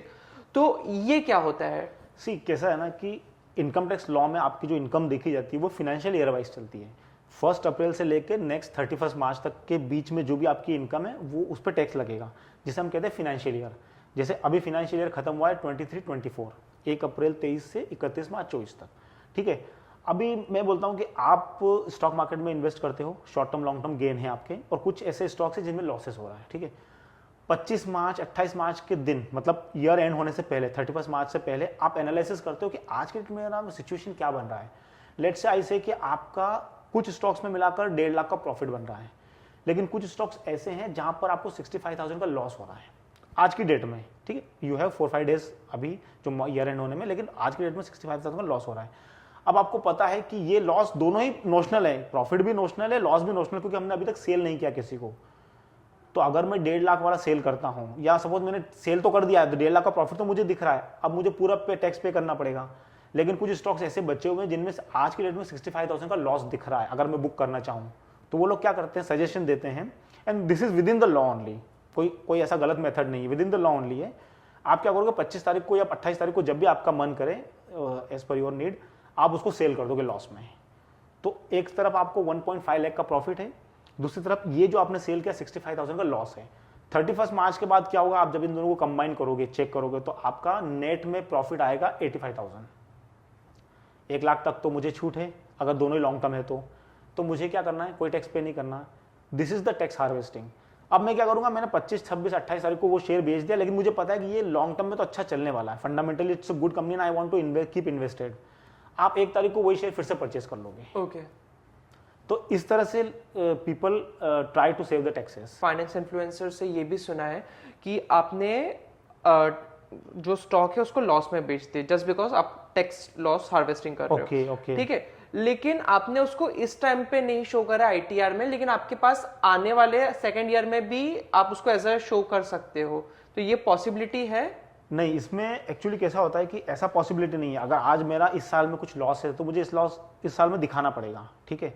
But इसमें क्या होता है, कई बार क्या होता है, जो एक carry forward set of loss होता है, उसमें क्या फैसिलिटी होता है कि स्लेट से इस ईयर में मुझे कैपिटल गेन का लॉस हुआ है 1 लाख का। अब 1 लाख का लॉस अगर मैंने इसी साल मेरी किसी और इनकम के साथ एडजस्ट कर लिया है as per with in the law, तो वो एडजस्ट हो गया है और बची हुई इनकम पे मैंने टैक्स पे कर दिया अगर बनता है तो। सपोज अगर मैं उसको एडजस्ट नहीं कर सकता हूं बिकॉज ऑफ द लॉ के रेस्ट्रिक्शन से, तो वो लॉस को आप 8 ईयर्स तक कैरी फॉरवर्ड कर सकते हो। 8 ईयर्स तक, ठीक है। इस साल मेरा लेट से मेरा लॉन्ग टर्म कैपिटल लॉस है 1 लाख का, जो मैं किसी भी इनकम के साथ सेट ऑफ नहीं कर पाया हूं। ये नेक्स्ट ईयर मतलब 8 सालों तक कैरी फॉरवर्ड होगा। अगर समझो नेक्स्ट ईयर मेरा 1 लाख का कैपिटल गेन है, तो इस 1 लाख को मैं उसके साथ एडजस्ट कर लूंगा। तो नेक्स्ट ईयर जो मेरा 1 लाख का गेन था उस पर मुझे टैक्स पे नहीं करना है, क्योंकि ये 1 लाख के साथ में मैंने लॉस को एडजस्ट कर दिया, तो मेरा गेन जो है नेट गेन उस साल के लिए 0 हो गया है। ओके। वो चीज कर सकते हो, लेकिन उसके अपने इनकम टैक्स के रूल्स हैं, रेगुलेशन है, उसके विद इन कर सकते हो कि कौन सा लॉस किसके साथ एडजस्ट हो सकता है, कौन सा लॉस एडजस्ट नहीं हो सकता है, ये सारी चीजें देखना पड़ेगी। ओके। ये तो स्टॉक में इन्वेस्टमेंट रिलेटेड हो गया। कोई स्टॉक्स ऐसे होते हैं जो अपने शेयर होल्डर्स को डिविडेंड देते हैं। सो आपके accordingly which are the best dividend paying stocks जिसमें काफी ज्यादा लोगों को हैवी डिविडेंड्स मिल सकते हैं? सी पहले तो ये कि क्या हमको डिविडेंड पेइंग स्टॉक में इन्वेस्टमेंट करना चाहिए। I start with this thing, क्योंकि कई बार क्या होता है, काफी सारे लोग ऐसे होते हैं जो सोचते हैं कि हमको डिविडेंड अच्छा चाहिए, ठीक है। दे डोंट सी कि स्टॉक में ग्रोथ मिल रहा है कि नहीं मिल रहा है, ठीक है। अगर आप हिस्टोरिकली रिकॉर्ड जाकर देखोगे तो गवर्नमेंट की काफी सारी कंपनीज के स्टॉक्स ऐसे हैं जिनमें डिविडेंड तो अच्छा मिलता है, 5%, 7%, 8-10% तक भी डिविडेंड मिल जाता है उनमें, मतलब जो आपके एफडी से भी अच्छा रिटर्न देता है, लेकिन वो स्टॉक ओवर द ईयर चले ही नहीं है। Okay, you are just waiting for 10%, 8% और 5% डिविडेंड, बट आपका पैसा ग्रो नहीं कर रहा है। कंपेयर टू दैट काफी सारे स्टॉक ऐसे हैं जो डिविडेंड नहीं देते हैं, बट उनके शेयर 3 साल 5 साल में मल्टीफोल्ड हो जाते हैं। तो पहले तो आपको ये सोचना है कि मुझे क्या अचीव करना है। I am going for that 5-10% का डिविडेंड और I want a growth in my money. First question वहां से शुरू होना चाहिए, क्योंकि क्या होता है ना कि जो कंपनी डिविडेंड दे रही है वो कंपनी अपना पैसा, प्रॉफिट जो बन रहा है वो बांट रही है आपको। करेक्ट। वो पैसा बिजनेस में इन्वेस्ट नहीं कर रही है। अगर कोई कंपनी पैसा जितना बिजनेस में इन्वेस्ट करेगा, जितना बिजनेस को ग्रो करेगा, उतना उस शेयर का प्राइस बढ़ेगा। तो ये ध्यान में रखना जरूरी है। अब जैसे आपने कहा कि डिविडेंड पे स्टॉक्स है, तो नॉर्मली गवर्नमेंट कंपनीज के जो स्टॉक्स होते हैं जैसे भेल हो गया है, IRCTC हो गए हैं, ये इरेडा है या Coal HAL India। है, ये ऐसे स्टॉक्स हैं जो डिविडेंड देते हैं। आई डोंट नो कि उनके डिविडेंड परसेंटेज क्या है, बट गवर्नमेंट कंपनीज नॉर्मली अच्छा डिविडेंड दे देती है। एक रीजनेबल एक्सपेक्टेशन आप कर सकते हो 2 से 5% का। Okay. If I am not correct, मुझे चेक करना पड़ेगा fact, but I guess Vedanta जो कंपनी है उसका डिविडेंड काफी अच्छा आता है। काफी अच्छा आता है। मे बी शायद 8 to 10% के आसपास होगा। आई डोंट रिमेंबर एग्जैक्टली नंबर्स। तो फिर आप वैसा स्टॉक सिलेक्शन कर सकते हो, बट वो ध्यान रखना जरूरी है कि फिर मैं डिविडेंड के लिए जा रहा हूँ, मैं स्टॉक की ग्रोथ को इग्नोर कर रहा हूँ। हालांकि रिसेंटली पिछले 2-3 सालों में गवर्नमेंट के स्टॉक्स में काफी बुल रन आया है। हाँ। तो वहां पे उनको डबल बेनिफिट मिला है, डिविडेंड तो अच्छा मिला ही है, मनी भी ग्रो हुआ है। मैंने ना ये बात नोटिस किया है कि लोगों को मतलब जैसे कि मैं खुद एक वेदांता में इन्वेस्टर हूँ, तो मैंने ये भी नोटिस किया कि वेदांता जो है डिविडेंड्स तो काफ़ी अच्छे देता है। एंड उसी के साथ साथ विद इन द, क्योंकि मैंने इन्वेस्टमेंट शुरू करके मुझे तकरीबन 3.5-4 साल हो गए हैं, लेकिन जब मैंने इन्वेस्ट किया तो मैंने भी इसी माइंडसेट से इन्वेस्ट किया कि मुझे ग्रोथ चाहिए, मुझे डिविडेंड्स नहीं है। तो बट मैं उस टर्म पे आया कि वेदांता इज गुड कंपनी, काफ़ी अच्छी है, बुलिश भी लग रहा है, तो मैंने उस हिसाब से वेदांता में इन्वेस्ट किया। अब now what I have seen कि वेदांता डिविडेंड तो काफ़ी अच्छा दे रहा है, एंड वेदांता का जो प्राइस है मतलब नियरली मुझे 90% तक रिटर्न मिल चुका है। तो ये भी एक चीज़ है कि हैवी डिविडेंड के साथ साथ वेदांता जो शेयर है वो ग्रो भी कर रहा है। तो ऐसे जैसे आपने बताया जो गवर्नमेंट PSU स्टॉक्स है वो भी काफ़ी हद तक ग्रो कर रहे हैं, लेकिन ये कहीं ना कहीं मार्केट जो है वो एक स्ट्रॉन्ग गवर्नमेंट का भी इंडिकेशन है कि अगर आपकी गवर्नमेंट स्ट्रॉन्ग है या गवर्नमेंट काम अच्छा कर रही है तो स्टॉक मार्केट जो है वो एक तरीके से काफी अच्छा परफॉर्म करेगा। अभी इलेक्शन जैसे हो गए तो मार्केट थोड़ा सा गिर भी गया था, तो काफी ज्यादा फियर मॉन्गरिंग हो गया कि लोग बेचना शुरू कर दिए, लोग डरना शुरू कर दिए। तो ऐसे सिचुएशन में आप लोगों को क्या एडवाइस करते हो? सी दिस ऑल डिपेंड्स कि आपका पर्सपेक्टिव क्या है और आपका टाइम होराइजन क्या है। ठीक है, आप देखोगे कि जब भी कोई इन्वेस्ट करता है किसी कंट्री में, बेसिकली मैं बात कर रहा हूँ FIIs के, बड़े इन्वेस्टर की, फॉरेन इन्वेस्टर्स की, वो जब इन्वेस्ट करना चाहते हैं तो वो पूरी दुनिया को देखते हैं, वर्ल्ड को, कि अच्छा अमेरिका में क्या चल रहा है, ब्राजील में क्या चल रहा है, इंडिया में क्या चल रहा है, पाकिस्तान में क्या चल रहा है। क्योंकि जैसे हम देखते हैं कि हम ऊपर से देख रहे हैं कि मेरे पास FD रखा हुआ है टेबल पर, स्टॉक मार्केट रखा हुआ है, NSE रखा हुआ है, मुझे किस में इन्वेस्ट करना है, तो मैं देखूंगा कैसा रिस्क किस में कम है, इन्वेस्टमेंट का रिटर्न किस में ज़्यादा है, and then I choose accordingly. FIIs जो होते हैं वो ऐसे कंट्रीज को रखते हैं सामने कि अच्छा ये कंट्री 5% से ग्रो कर रहा है, ये 2% से ग्रो कर रहा है, ये तो ऑलरेडी डेवलप कंट्री ग्रो कर चुका है, अब इसमें उतना ग्रोथ नहीं आने वाला, इसका इकोनॉमी 2% से ग्रो कर रहा है जैसे डेवलप्ड इकोनॉमीज चल रही है, लेकिन इंडिया 7% से ग्रो कर रहा है, चाइना 5% से ग्रो कर रहा है। तो कहाँ मुझे जाना चाहिए? और अगर मैं मेरे पर्सपेक्टिव से देखूँ तो ये भी उनके लिए एक तरह से वैसा ही हो गया कि इंडिया मिड कैप है, अच्छा बांग्लादेश स्मॉल कैप है, US तो लार्ज कैप है, मतलब ये ऑलरेडी ग्रो कर चुका लेकिन रिस्क कम है, डेवलप कंट्री है, तो यहाँ पर रिटर्न मुझे कम मिलेगा लेकिन मेरा पैसा सेफ है। इंडिया उभरता हुआ सितारा है, ठीक है, काफी स्ट्रगल इस कंट्री ने किया है, अब ये कंट्री ग्रो कर रहा है, तो यहाँ पर रिस्क है बट यहाँ पर रिटर्न ज्यादा है, तो मैं पैसा वैसे इन्वेस्ट करूंगा। तो जैसे वो लोग देखते हैं ऐसे आपको देखना पड़ेगा कि मैं जिसमें इन्वेस्ट कर रहा हूँ उसमें किस पॉइंट ऑफ व्यू से इन्वेस्ट कर रहा हूँ, और अकॉर्डिंगली आपको चूज करना पड़ेगा। आने वाली जो पीढ़ी है, जो जनरेशन है, उनके लिए काफ़ी लकी होने वाला है। 20 ईयर्स डाउन द लाइन काफ़ी डेवलप्ड हो चुके होंगे हम। एंड आई ट्रूली बिलीव कि जो लोग इंडिया में अभी रह के इंडिया में इन्वेस्ट कर रहे हैं या एटलीस्ट इंडिया में इन्वेस्ट कर रहे हैं, उनको काफ़ी ज़्यादा बूम दिखने वाला है। लेकिन कहीं ना कहीं आज भी लोगों के दिमाग में वो ये माइंडसेट है कि स्टॉक मार्केट एक सट्टा है या स्टॉक मार्केट एक गैम्बलिंग है, एंड उसी को लेके ना हम तकरीबन 130 करोड़ की, विजय सर, हम 130 करोड़ लोगों की पॉपुलेशन है, लेकिन उसमें से भी जो इन्वेस्ट करने वाले लोग हैं वो काफ़ी ज़्यादा कम है। तो लोगों को किस तरीके से एजुकेट किया जाए, लोगों को किस तरीके से हम इन्फॉर्म कर सकते हैं कि आओ स्टॉक मार्केट में रहो, if not stock market at least mutual fund में इन्वेस्ट करो, ताकि आप एक तरीके से अपने देश में ही पैसे इन्वेस्ट कर रहे हो और अपने देश को ही ग्रो कर रहे हो। तो एक बिलीफ सिस्टम, एक माइंडसेट किस तरीके से लोगों का डेवलप कर सकते हैं हम? देखो, ये जो चीज़ चेंज है ये ओवरनाइट चेंज नहीं होगी, क्योंकि परसेप्शन ओवरनाइट नहीं बना है, ठीक है। और परसेप्शन क्यों बना है कि जैसे अगर मेरे फादर की बात करें या आपके फादर की बात करें, तो उन्होंने अपने आसपास में ऐसा देखा होगा कि लोगों ने शेयर्स में इन्वेस्ट कर पैसा डूब गया, ठीक है। तो ये परसेप्शन ऐसे नहीं आया है, वो रियलिटी से आया है।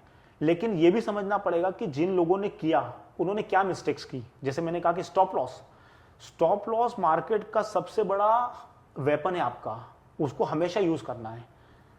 अगर आपने उसको यूज नहीं किया और आप होप में खड़े हो, आपका पैसा चला गया। और जैसा कि हम बात करते हैं कि एक पैसा आता है, हम पैसा और लेके आते हैं कि चलो अब तो मुझे प्रॉफिट होगा, और ऐसे ही पैसा डूबता चला जाता है। और फिर बाद में वही लोग बोलते हैं कि मार्केट खराब है। मार्केट में लोग कमा भी रहे हैं, तो अगर मार्केट खराब होता तो सबके लिए खराब होता, मेरे या आपके लिए खराब नहीं होता। इसका मतलब मिस्टेक हमने कुछ गलत की है। तो ये समझना पड़ेगा कि मिस्टेक्स कहाँ पे हो रही है। स्टॉक मार्केट खराब नहीं है। और अब जिस तरह से एजुकेशन बढ़ रही है, अगर आप देखोगे डीमेट अकाउंट भी काफी बढ़ चुका है लास्ट 3-4 ईयर्स में, बिकॉज मार्केट में बूम आ रहा है और काफी सारी बातें इसके बारे में हो रही है, तो अवेयरनेस तो बढ़ रही है। तो अवेयरनेस जैसे जैसे बढ़ेगी, जैसे जैसे पॉपुलेशन में ये जो लिटरेसी रेट बढ़ेगा, तो डेफिनेटली अवेयरनेस बढ़ेगी। और वो लोग एफडी से बाहर निकल के बाकी इंस्ट्रूमेंट्स की तरफ देख रहे हैं अब कि चलो स्टॉक मार्केट में नहीं तो म्यूचुअल फंड में इन्वेस्ट करें, तो कैसे करें ऑल दिस। बिकॉज मैं आपसे ये क्वेश्चन इसके लिए पूछा क्योंकि बैंक का भी इतना ही लिमिट है कि आप 5 लाख तक इन्वेस्ट कर सकते हो। मतलब आप जितना भी इन्वेस्ट करो, अगर बैंक डूबती है तो 5 लाख ही मिलेगा आपको। हमने काफी बड़े बड़े बैंक को, मतलब लोगों ने लोन लेके गए, बाहर गए, बैंक्स को गिरते हुए भी देखा है। सो आई पर्सनली फील कि लोगों ने अपने एसेट्स को इजीली हर जगह में इक्वली डिवाइड करो, इन्वेस्ट करो। जैसे कि लोग बोलते हैं कि do not put all of your eggs in one basket, है ना। तो इन्वेस्ट करो। अब इस केस में जब हम इन्वेस्ट कर रहे हैं, हाल ही में एक इंसिडेंट हुआ था विद ग्रो ऐप। उसमें एक पर्सन ने इन्वेस्ट किया, म्यूचुअल फंड में इन्वेस्ट किया, उसको फोलियो नंबर भी शो किया, क्योंकि म्यूचुअल फंड में फोलियो नंबर होता है, फोलियो नंबर भी शो किया। लेकिन जब वो बेचने गया, वो एग्जिस्ट ही नहीं करता। वो काफी ज्यादा लिंक्डइन के पोस्ट के थ्रू काफी ज्यादा एस्केलेट हो गया वो चीज। बाद में सेबी को खुद इंटरवीन करना पड़ा और सेबी ने वो चीज क्लियर किया कि नहीं, वो there was some technical glitch और टेक्निकल एरर, एंड उस केस में वो इन्वेस्टमेंट आपका हुआ ही नहीं था, but they still showed of folio number. तो ऐसे केस को भी कैसे अवॉइड किया जा सकता है? मतलब अगर मैंने इन्वेस्ट किया तो मेरे पास क्या चीज होना चाहिए, मैं क्या कंफर्मेशन मैसेज होना चाहिए, किस तरीके से मैं चेक कर सकूं कि अगर मैंने आज इन्वेस्ट किया, मैं 1 महीने के बाद एटलीस्ट चेक कर सकूं कि हाँ मेरा इन्वेस्टमेंट एग्जिस्ट करता है कि नहीं। क्योंकि उस बंदे के लिए ग्रोथ हर एक चीज शो कर रहा था, बट एंड में जब बेचने गया तो इट वाज लाइक नील बट्टा सन्नाटा, कुछ भी नहीं शो कर रहा था। तो बेसिकली इसमें क्या मैकेनिज्म है कि जैसे स्टॉक मार्केट शेयर्स में इन्वेस्ट करते हैं, तो एनएससी बीएससी की तरफ से आपको एक मेल आता है, मैसेज आता है, I guess it's on a regular basis, fortnightly और मंथली समथिंग, जिसमें आप चेक कर सकते हो कि मेरा उनके रिकॉर्ड के हिसाब से मेरे शेयर्स की वैल्यू कितनी है या मेरे डीमेट में क्या क्या शेयर्स दिखा रहा है एनएससी के रिकॉर्ड में। मतलब आपने किसी ब्रोकर के थ्रू इन्वेस्ट किया है, तो ब्रोकर तो आपका एक मीडिएटर हो गया, लेकिन अल्टीमेटली एनएससी के रिकॉर्ड में वो चीज़ अपडेटेड हुई है, तो वहाँ से आप चेक कर सकते हो। And I guess, I don't remember correctly completely, but NSC और बीएससी की वेबसाइट में भी कुछ मैकेनिज्म है जहां पर आप जाके चेक कर सकते हो कि आपके फोलियो में क्या इन्वेस्टमेंट रखा हुआ है। तो हमको रेगुलरली वो चीज चेक करना चाहिए, क्योंकि ये जो हुआ है, आई डोंट नो ये टेक्निकल प्रॉब्लम है, ग्लिच है, या जो भी रहा हो, ऐसा होने के चांसेस कभी भी बन सकते हैं। मतलब एक पॉसिबिलिटीज तो गलत होने की हमेशा रहती ही रहती है। तो बेटर ये रहेगा, सेफर ये रहेगा कि आप अगर इन्वेस्ट करते हो तो आप ऐसे इंडिपेंडेंट जो वेबसाइट्स हैं गवर्नमेंट की, जैसे एनएससी बीएससी हो गया, वहां पर जाकर डेफिनेटली चेक करना चाहिए। कल को अगर एक ब्रोकर ऐप बंद भी हो जाता है तो आप किस तरीके से रिट्राइव कर सकते हो अपने स्टॉक को? देखो, इसमें ऐसा होता है कि जब मैं शेयर परचेस करता हूं तो वो ब्रोकर के थ्रू परचेस होता है, और जब शेयर मुझे अलॉट होते हैं तो मेरे डीपी में चले जाते हैं, डिपॉजिटरी पार्टिसिपेंट जो मेरा एक अकाउंट होता है, वहां पे वो डीमेट अकाउंट में चले जाते हैं। अगर डीमेट में मेरा शेयर आ गया है तो इवन दो कल को अगर वो ब्रोकर का बिजनेस बंद भी होता है तो उससे कोई फर्क नहीं पड़ने वाला है, क्योंकि वो मेरा शेयर डीमेट में है, ब्रोकर के पूल अकाउंट में नहीं है। अगर ब्रोकर के अकाउंट में सपोज शेयर मेरा रहेगा, जैसे आपने कहा कि यूएस में या पहले कभी ऐसा होता था, इंडिया में भी शायद पहले ऐसा होता था कि वो पहले काफी दिनों तक ब्रोकर के पूल अकाउंट में रहता था, और कई सारे ब्रोकर शायद उससे डील भी करते थे, उसको यूज करते थे फंड को। तो अगर आपके डीमेट में आ गया है तो अगर ब्रोकर का अकाउंट बंद भी हो जाता है तो भी आपका पैसा, आपका शेयर जो है वो डीमेट में सेफ है। आप वहां से जब भी सेल करना चाहें या वहां से आप किसी और ब्रोकर के यहाँ पे ट्रांसफर करना चाहें वो कर सकते हैं। तो वो ट्रांसफर कैसे हो सकता है? ट्रांसफर का बहुत सिंपल मैकेनिज्म होता है कि सपोज मेरा एक ए ब्रोकर के पास मेरा अकाउंट है और मुझे उसको बंद करना है for whatever reason, but मुझे उस स्टॉक को सेल नहीं करना है, तो मैं क्या करूंगा, अकाउंट बंद करने से पहले जिस बी ब्रोकर के यहाँ मैं अकाउंट ओपन कर रहा हूँ, वहां पे अकाउंट ओपन करने के बाद वहां पे नॉर्मली पहले तो एक फिजिकल स्लिप भरना होता था, वो भर के शेयर मेरा ए से बी में ट्रांसफर हो जाता था, तो वो मेथड इजीली पॉसिबल है, उसमें कोई प्रॉब्लम नहीं है। Okay, so to all the viewers again मैं यही कहना चाहूँगा कि इंडिया में एटलीस्ट अगर आप स्टॉक में इन्वेस्ट करते हो तो आपके स्टॉक काफ़ी ज़्यादा सेफ है। और जैसे कि विजय सर ने बताया कि अगर आप एक ब्रोकर अकाउंट से दूसरे ब्रोकर अकाउंट पे जाते हो तो उस केस में आपको एक फॉर्म भरना है, वो इजीली ट्रांसफर हो जाएगा। सो आप ये माइंडसेट में मत रहिए कि ब्रोकर आपका पैसे लेके भाग जाएगा, नहीं। इंडियन गवर्नमेंट को काफ़ी ज़्यादा आई एम थैंकफुल कि उन्होंने उस तरीके का एक गाइडलाइंस और एक फ्रेमवर्क बनाया है कि आपके स्टॉक्स जो है वो सेफ है, एक डिपॉजिटरी में सेफ है। तो प्लीज इस माइंडसेट में मत रहिए कि इट इज आपका जो भी ब्रोकर है वो पैसे लेके भागने वाला है, ऐसा नहीं होने वाला। बस ये एक चेक करना है कि आपके डीमेट अकाउंट में वो शेयर दिखाई दे रहे हैं, वहां पर लिस्ट में आ गए हैं। एंड अगेन जैसे कि विजय सर ने बताया कि आपको बाय डिफॉल्ट मेल आएगा CSDL से, NSE से, और आपके ब्रोकर्स भी आपको मेल भेजेंगे। So please keep an I on that कि आपको बाय डिफॉल्ट वो मेल आते जाएगा। हमारा जो पैसे है, रुपी जो है वो थोड़ा सा ईयर ऑन ईयर कुछ हद तक डेप्रिशिएट हो रहा है, गिर रहा है अगेंस्ट डॉलर, वो गिर रहा है। So is there any way कि मैं इंडिया में रह के थ्रू आउट द ग्लोब कोई दूसरे मार्केट्स में भी इन्वेस्ट कर सकता हूँ? सो लाइक मैंने कभी ऐसा किया नहीं है, बट आई नो, मैंने काफ़ी सारे एड्स वगैरह देखे हुए हैं कि यहाँ पे रह के आप US स्टॉक मार्केट में डायरेक्टली इन्वेस्ट कर सकते हो। वैसा मैकेनिज्म बन चुका है, काफ़ी सारे ब्रोकर आई गेस वो फैसिलिटी दे रहे हैं कि आपको अगर सपोज टेस्ला का शेयर परचेज करना है या US मार्केट में इन्वेस्ट करना है तो आप यहाँ से कर सकते हो। क्योंकि अगर आपको लगता है कि इंडियन मार्केट काफ़ी बढ़ चुका है and now US market will grow for next 1 और 2 ईयर्स और मैं उसका बेनिफिट लेना चाहता हूँ, तो I can invest directly there. उसके लिए हमको उन ब्रोकर्स को कांटेक्ट करना पड़ेगा और उसका मैकेनिज्म फ्रैंकली मुझे उतना नहीं पता है कि how to do that, but yes mechanism is available with the stock brokers. Okay, India as a whole, India तो काफ़ी ग्रो कर रहा है, we all are bullish on India, but कोई कोई सेक्टर्स ऐसे होते हैं जो आउट परफॉर्म कर देते हैं।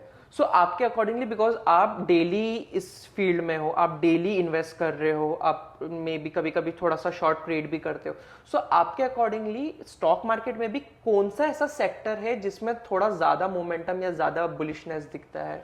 देखो कैसा होता है ना, स्टॉक मार्केट को अगर आप देखोगे 5-10 ईयर्स का और सेक्टर वाइज उसको एनालिसिस करोगे कि एवरी ईयर कौन सा सेक्टर चला है, तो यहाँ पर भी एक रोटेशन होता है। ओके, कि जैसे फार्मा, अगर मैं कहूँ कि 2 साल 3 साल से फार्मा चल रहे हैं और फार्मा काफ़ी अच्छे बढ़ गए हैं, तो फिर किसी और सेक्टर में इन्वेस्टर का रुझान आ जाता है। इन्वेस्टर मतलब मैं बड़े लोगों की बात कर रहा हूँ, हम जैसे जो छोटे स्मॉल इन्वेस्टर्स हैं उनको तो पता भी नहीं चलता, वो तो कई बार टिप पे चलते हैं, कई बार ब्रोकर के एडवाइस पे चलते हैं, और कई रैंडमली किसी यूट्यूबर का वीडियो देखा या कहीं पे देखा और उस पर चल दी है। कई बार सही होते हैं, कई बार गलत होते हैं, वॉट एवर इट इज, ठीक है।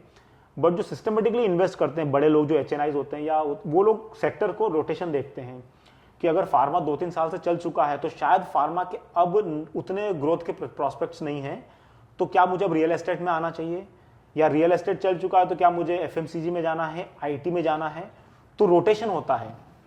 तो इसमें ऐसा होता है कि जैसे अगर आप देखोगे कोविड जब आया था तब से फार्मा कंपनीज के शेयर्स के प्राइस आप देखना 2 गुना 3 गुना हो गए थे। क्यों? क्योंकि उस समय मेडिसिन की बहुत रिक्वायरमेंट थी, हॉस्पिटल्स की काफी रिक्वायरमेंट थी, तो ये जो रिलेटेड कंपनी थी जो इस सेक्टर में काम करते थे उनके शेयर काफी बुलिश हुए। लेकिन जैसे ही कोविड खत्म हो गया था, 2 साल हो गए थे अप्रोक्सीमेटली, और काफी सारी चीजें बदल चुकी थी, फिर से रीस्टेट हो चुकी, धीरे धीरे इन फार्मा शेयर के प्राइस गिरने लग गए थे। क्यों गिरने लग गए? क्योंकि वो जो रनअप था वो अपॉर्चुनिटी ऑलरेडी प्राइस इन हो चुका है, उसका जो बेनिफिट है वो ऑलरेडी प्राइस में आ चुका है, अब वो गिरने के चांस थे। इसी तरह से अगर आप रियल एस्टेट के शेयर्स देखोगे तो 2-3 साल से रियल एस्टेट के शेयर बढ़ना शुरू हो गए हैं कोविड के बाद से स्पेशली, क्योंकि धीरे धीरे मार्केट में उनके सेल बढ़ रही है, लोग और मतलब आ रहे हैं बाय करने के लिए, तो वहां पे शेयर के प्राइस बढ़े हैं। लेकिन बीच में 3-4 साल का ऐसा पीरियड था जब उनके शेयर डाउन हो गए थे, क्योंकि जब नोट बंदी हुई थी ये, उसके बाद से जो सेल कम हो गई थी रियल एस्टेट में, तो ये सब चीजों ने इतना उसको इम्पेक्ट किया था कि उनके प्राइस भी गिर रहे थे क्योंकि उनका बिजनेस डाउन हो रहा था। लेकिन अब बिजनेस बढ़ रहा है तो ये रोटेशनल चलता रहता है। तो आपको हमेशा ये चीज देखना पड़ेगी कि नया सेक्टर कौन सा उभर रहा है, क्योंकि सबसे बड़ा पैसा जो नया सेक्टर उभर रहा है, या कई बार ऐसा सेक्टर होता है जो सेक्टर नया बर्थ ले रहा है। जैसे अभी आप देखोगे इलेक्ट्रॉनिक व्हीकल्स, ये एक नया सेक्टर बूम पे आ रहा है। हालांकि इसमें रिलेटेड जो कंपनीज उनके शेयर ऑलरेडी काफी बढ़ चुके हैं, मल्टीपल ऑलरेडी हो चुके हैं, क्योंकि मार्केट क्या होता है ना, शेयर मार्केट जो होता है वो प्राइस को प्रीएम्प्ट करता है। मतलब वो शेयर ये नहीं देखता रिलायंस का कि रिलायंस 1 साल अच्छा कमाएगा तो उसका शेयर का प्राइस बढ़ना चाहिए। अगर आज से पता चला है कि जियो अच्छा कर रहा है, इसके कस्टमर बेस बढ़ने वाले बिकॉज ऑफ दीज रीजंस, उसका प्राइस में ऑलरेडी वो चीज आ जाती है, मतलब एक साल बाद जो उसका अर्निंग होना चाहिए उसका प्राइस इंपैक्ट ऑलरेडी आ चुका होता है। ओके। हम नॉर्मल लोग उसका रिजल्ट देख के इन्वेस्टमेंट करने का सोचते हैं कि अरे इसका रिजल्ट अच्छा है, इन्वेस्ट करें, लेकिन उस रिजल्ट का इंपैक्ट तो ऑलरेडी उसमें है। हाँ, अगर यहां से 2-5 साल और अच्छा करने वाला है तो डेफिनेटली अब और बढ़ेगा। तो आपको हमेशा अपने अराउंड देखना है कि कौन से सेक्टर में कहाँ क्या हो रहा है। कि अगर जैसे मैं एक बात करूँ जोमेटो की, ठीक है, एक टाइम था जब जोमेटो लिस्ट होने के बाद गिर गया था क्योंकि उसके प्रोस्पेक्ट्स उसने क्लियर नहीं थे। लेकिन जब से उन्होंने बिजनेस को अच्छी तरह से हैंडल करना शुरू किया है, अभी हम देखें हर जगह जोमेटो है। इवन पहले जोमेटो बिग सिटीज में था, मेट्रोज में था, अब तो छोटी सिटीज में भी, टायर 2 टायर 3 सिटीज में भी आपको जोमेटो दिखता है। वही आप उसके शेयर प्राइस में देख सकते हो। 100 से मेरे ख्याल से 80 रुपीज 60 रुपीज कुछ तो नीचे आया था price, exactly I don't know, वहां से बढ़ के अभी फिर 230 के आसपास चला गया। और अभी तो काफी सारे ब्रोकिंग ने उसके स्टॉक के प्राइस का प्रिडिक्शन बढ़ा दिया है, कोई बोलता है 250 जाएगा, 280, 300 लाइक दैट वे। तो ये जो सारी चीजें होती है ना वो प्राइस में ऑलरेडी आ जाती है। तो अगर मार्केट में अच्छा पैसा बनाना है तो आपको जनरल अवेयरनेस बहुत जरूरी है। जब आप मार्केट में निकलते हो घर से बाहर, ये वही बात होगी ना जो आपने बताया एचडीएफसी में कैसे लोग, तो आप आसपास देखो, जैसे जोमेटो है, अगर मेरी नजर हमेशा रहेगी कि मैं हर चीज को स्टॉक मार्केट के एंगल से देखता हूं। तो मैं जैसे ही घर से बाहर निकलूंगा, अच्छा मैं इस बस में बैठा हूं, अरे ये बस तो इलेक्ट्रिक बस है, तो इलेक्ट्रिक बस कौन दे रहा है, क्या वो लिस्टेड कंपनी है क्या? हाँ, तो फिर मैं जाके देखूंगा कि इलेक्ट्रिक बस, या मैं न्यूज में पढ़ रहा हूँ कि म्यूनिसिपल कॉर्पोरेशन ने 50 नई इलेक्ट्रिक बस ऑर्डर की है, या म्यूनिसिपल कॉर्पोरेशन या गवर्नमेंट ऑफ इंडिया कह रहा है कि हमको जो हमारा वर्ल्ड के साथ पैक्ट हुआ है कि हमको कार्बन एमिशन कम करना है, लो करना है जो भी परसेंटेज, तो उसके लिए क्या वो मेथड यूज करने वाले हैं। तो उसमें एक मेथड है कि इलेक्ट्रिक व्हीकल को बढ़ावा दे रहे हैं। आज इलेक्ट्रिक व्हीकल मुश्किल से 1 या 2% भी नहीं होंगे, लेकिन गवर्नमेंट का टारगेट है कि अगले 5 साल में इलेक्ट्रिक व्हीकल 15-20% होना चाहिए। तो इसका मतलब जो कंपनी उसको बनाने वाली है, जो उसके कंपोनेंट्स बनाने वाले हैं, उनके शेयर में बूम आने के चांसेस हैं। Charging infrastructure, battery, exactly, EV vehicles, ये सारे तो मैं आइडेंटिफाई कर पा रहा हूँ, बिकॉज मैं तो कंप्लीटली नेव हूँ इस चीज में, बट फिर भी मैं आइडेंटिफाई कर रहा हूँ। तो इसमें जनरल नॉलेज, जनरल नॉलेज ही चाहिए, आईक्यू की जरूरत नहीं है। इन लोगों को मतलब लोग इस तरीके से लॉजिकल माइंडसेट रखे कि क्या क्या चीज है। जैसे कि आपने बताया इलेक्ट्रिकल के लिए इलेक्ट्रिक बैटरी कौन बना रहा है, गाड़ी कौन बना रहा है, गाड़ी के चार्जिंग स्टेशंस कौन बना रहा है, तो ये सारी चीजें, सर्विसिंग कौन प्रोवाइड कर रहा है, ये सारे टायर्स कौन बना रहा है, अगेन पूरा एक कंप्लीटली मतलब जो भी उस प्रोडक्ट को बनाने के लिए इन्वॉल्व पार्टिसिपेंट्स हैं, स्टेक होल्डर्स हैं, उन सबको देखना पड़ेगा। और सेकंड चीज होता है कि इसमें जितनी अपॉर्चुनिटी होती है उतनी रिस्क भी होती है इनिशियली, क्योंकि जैसे हम बोल रहे हैं कि गवर्नमेंट का टारगेट तो है कुछ परसेंटेज आने का, लेकिन उसकी पॉसिबिलिटीज कितनी है। जैसे मैं एक सिंपल एग्जांपल दूं कि कई बार सुनने में आता है कि गाड़ी में सडनली आग लग गई तो बैटरी बर्स्ट हो गई, अब पता चला वो इलेक्ट्रिक व्हीकल था एग्जांपल, तो फिर एक अप्रेंशन रहेगा कि यार हमको परचेस करना है कि नहीं करना। तो ये फैक्टर्स वो हैं जो उसको होल्ड कर रहे हैं उसकी ग्रोथ को। या फिर एक इलेक्ट्रिक व्हीकल मैंने लिया है जो चार्ज करने के बाद 250-300 किलोमीटर तक जा सकता है। अब मुझे यहाँ से समझो दिल्ली जाना है, एंड आई नो कि दिल्ली यहाँ से 1200 किलोमीटर है बॉम्बे से, या 1300 किलोमीटर समवेयर है, तो मुझे चार्ज करना पड़ेगा रास्ते में। तो क्या मैं कंफर्टेबल हूं, क्या चार्जिंग स्टेशन हैं उतने सफिशिएंट कि मैं रास्ते में चार्ज कर सकता हूं। तो ये सारे फैक्टर्स जो हैं, मतलब पूरा जो इंफ्रास्ट्रक्चर है उसको ग्रो करने के लिए वो भी जरूरी है। अगर वो ग्रो हो रहा है प्रॉपरली तो उसका इंपैक्ट कंपनी की ग्रोथ में मिलेगा और इन टर्न शेयर के प्राइस में भी देखने को मिलेगा। ओके, वन मोर थिंग, ये भी एक चीज़ है जैसे आपने बताया था कि गवर्नमेंट ऑफ इंडिया का ये भी एक डायरेक्टिव था कि मे बी 10, 15, 20% इलेक्ट्रिकल व्हीकल्स होने चाहिए। Similarly honourable minister Nitin Gadkari sir, उनका भी ये था कि वो अभी इथेनॉल बेस्ड फ्यूल लेके आ रहे, तो उसके वजह से शुगर इंडस्ट्रीज में भी काफ़ी ज़्यादा, because ethanol is a by product of sugar, तो शुगर इंडस्ट्रीज में भी काफ़ी ज़्यादा ग्रोथ दिखा है। तो ये सारी चीज़ अगेन लोगों को माइंडसेट ओपन ही रख के चलना है कि जितना हो सके अपने आसपास, मैं लोगों को ये एडवाइस करता हूँ, या मैं जितने भी मेरे फ्रेंड्स हैं, कलीग्स हैं, उनको यही बोलता हूँ कि जितना हो सके न्यूज़ पढ़ो, क्योंकि जितना तुम न्यूज़ से एजुकेट होगे तुमको ऑटोमेटिकली एक अच्छे इन्वेस्टर बन जाओगे। तो एक अच्छा इन्वेस्टर एग्जैक्टली होता क्या है? अच्छा इन्वेस्टर मेरे हिसाब से वो है जो पहले तो ये समझे कि मैं जहाँ भी इन्वेस्ट कर रहा हूँ वहाँ पर एक रिस्क है, तो मैं रिस्क की एक लाइन बना लूँ कि इतना रिस्क मैं ले सकता हूँ, that is one thing. Second thing, अपना रिस्क प्रोफाइलिंग करें कि मेरा एज कितना है, मेरी आगे फंड की रिक्वायरमेंट्स क्या है, अपने एक टारगेट्स बनाएं। 20 साल बाद मुझे बच्चे की शादी करनी है या उसको हायर एजुकेशन देना है, 40 साल बाद या 35 साल बाद मेरा रिटायरमेंट, तो मुझे रिटायरमेंट के लिए कितने फंड की जरूरत है, क्योंकि उस समय इन्फ्लेशन क्या रहेगा। तो आप उस तरीके से और एक डिसिप्लिन वे में इन्वेस्ट करो। मतलब ऐसा नहीं कि मार्केट बढ़ रहा है तो मैंने भी मार्केट में डाल दिया, ये नहीं देखा कि मार्केट ऑलरेडी बढ़ के आ चुका है, I am very late in this market now, मतलब यहाँ से बढ़ने के चांस ज्यादा है नहीं है, गिरने के ज्यादा है, तो क्या ये राइट एंट्री पॉइंट है, या मार्केट 20% या 15% गिरता है 10% तब मुझे एंट्री लेना चाहिए, that would be right timing.